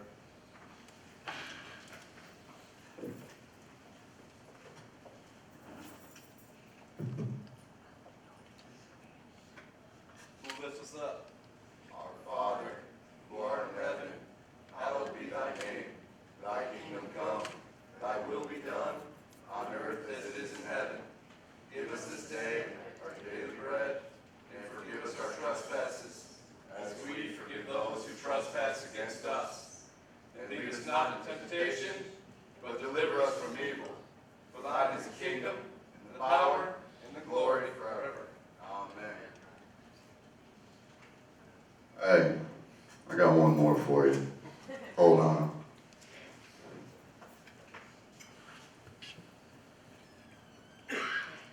Can we make it right, the mistake we made?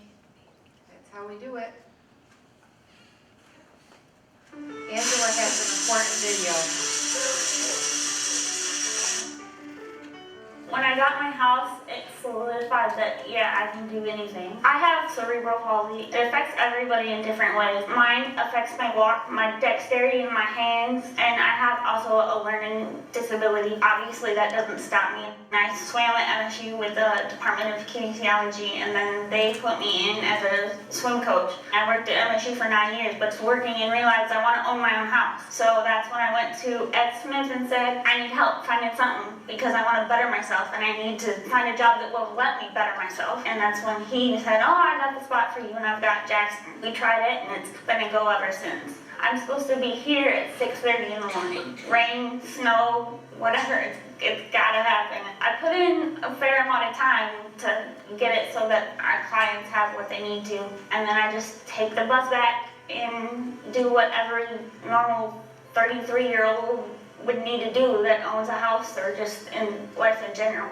Don't ever give up. Even if you can't do it the way I've done it or the way that you think you're gonna do it, it doesn't mean that it's not feasible. There's always gonna be people in your corner.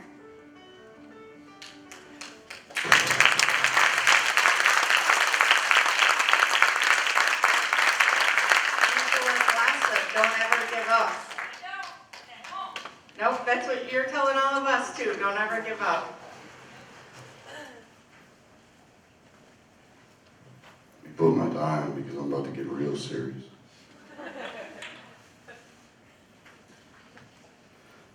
So I'm grateful for everybody that came here, and I think we all realize now that we all face adversity.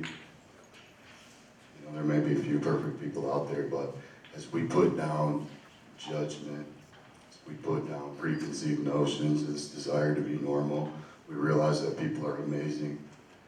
And I wonder what could we do today if today we chose to encourage people. Today we, instead of seeing something that makes us different, we find ways that we're alike. I think we'd see a miracle. I've got a dream of healing a community. I have a dream of a place where I don't care if you have $1 or $1 million. If you need help, I'll be there immediately. If you you call me and say I'm shooting dope and I'm under a bridge, I drive there immediately because I believe in you, because I'm the least of all men. I'm here today, 54 days sober, by the grace of God.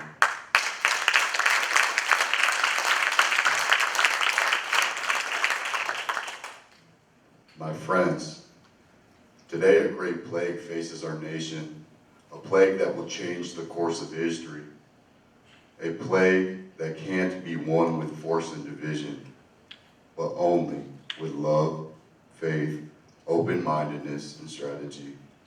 The drug epidemic. I say again, a plague that cannot be handled with brute strength, fury, or force, but can only be beaten with love, understanding, faith, forgiveness, and a willingness to seek the almighty guidance of God. And that affirming truth will convict and testify the course of action that must take place. We must rise above our carnal instincts, our carnal natures, misguided judgments, and broken selves. If we come from a place of condemnation, it is because we condemn ourselves. If we come from a place of vengeance and seek to hurt and destroy others, that is because we are hurt and don't believe that we can be healed. If we are resentful, that is simply because we have failed to accept and embrace the truth that God could and would if he were sought. Seek God today. Rise up. Find courage and hope, love and understanding, peace and unity. Find brotherhood, selflessness, and unity. And you will find the surety you need to destroy the epidemic and bring faith, family, honor back into your hearts, your homes, your community, and your nation. As we unite together, we take in that breath of fresh air that ignites the spirit within. And that truth you feel growing inside of you now, yes, that is the presence of God. And that breath just united with your brothers next to you, your sons and your daughters, and grew together to become stronger. As you take your next breath, you take the breath of life, the author of hope and love. The Spirit of God grows stronger and transcends the lies, the hopelessness, the hate, the fear, the grave. And it unites with all those who have lost their lives in this struggle. With all of those who have lost children, fathers, mothers, sons, daughters, friends, and hope. It transcends race, religion, creed, shape, size, status. My brothers and sisters, yes, you feel it growing even stronger within. And that next breath is the testifying truth, the divine miracle. That we feel that fresh truth come over us as we now unite with one greater than all of the perils of the world. We invite the hand of Almighty God. That with all the forces of heaven will breathe life into the deepest, truest self. It will bring light that casts out all darkness, and it will bring redemption to all those who seek it. To all those who couldn't believe it, couldn't see it, who didn't know that when they came into this world that they were given seeds. Yes, seeds that were a gift and a calling. Seeds that were thrown on hard ground. Yes, we were born into darkness, but then we felt the random act of kindness that tilled the hard ground. The selfless love of a stranger that fertilized the soil. And a prickling of truth that brought a shower. And now the breath of fresh air in the presence of God that brings power. Oh well, yes, oh well, well overflow and water seeds of greatness. Yes, faith of mustard seeds move mountains, but seeds of greatness, cultivated, transcends the depths of hell, raise the dead, and manifest the miracle. In the almighty name of God, I praise Jesus.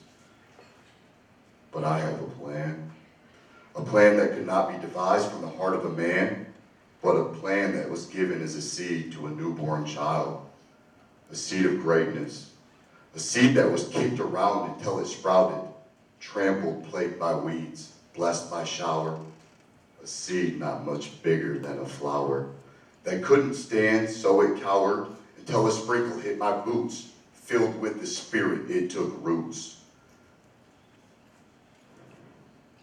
Tempest tossed and weary leading, What's this inkling? Could addiction be beaten? A curiosity was lit. Me, the least among you, could this be it? No, it couldn't be. The force too great. Too many mistakes, I'm much too late. I've given up too many times, even when I saw the signs. I've mustered hope and built courage, just to fall back down and scourge. Time of life in barren forest. Breath of fresh air says, eat your porridge. Inspiration overwhelmed, tears filled my eyes. Humility to near collapse. It's truth, it's fact. Universal, cannot be denied. Seeds like redwoods reach the sky. The power you feel now can be with you always. Water each other's seeds of greatness. Be filled with hope. Believe in the impossible. Lead with charity and love unfeigned, and that mighty dragon will be tamed.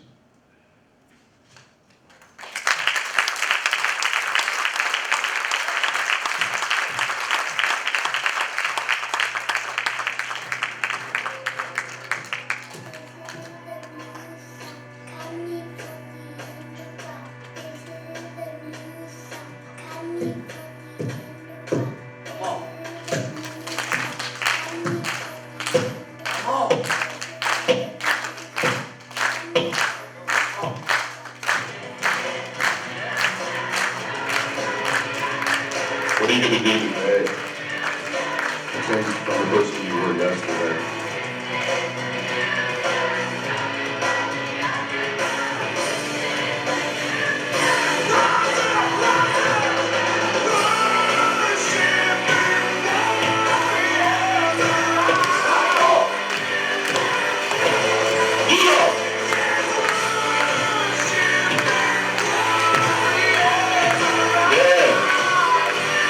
There is hope. There is freedom. There is redemption. Redemption is you.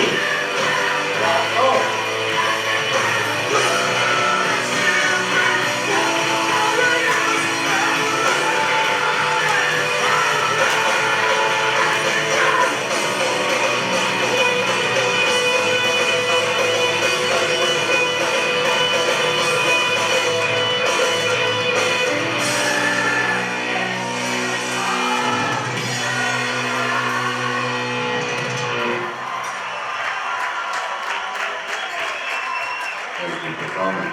Y'all have a good night.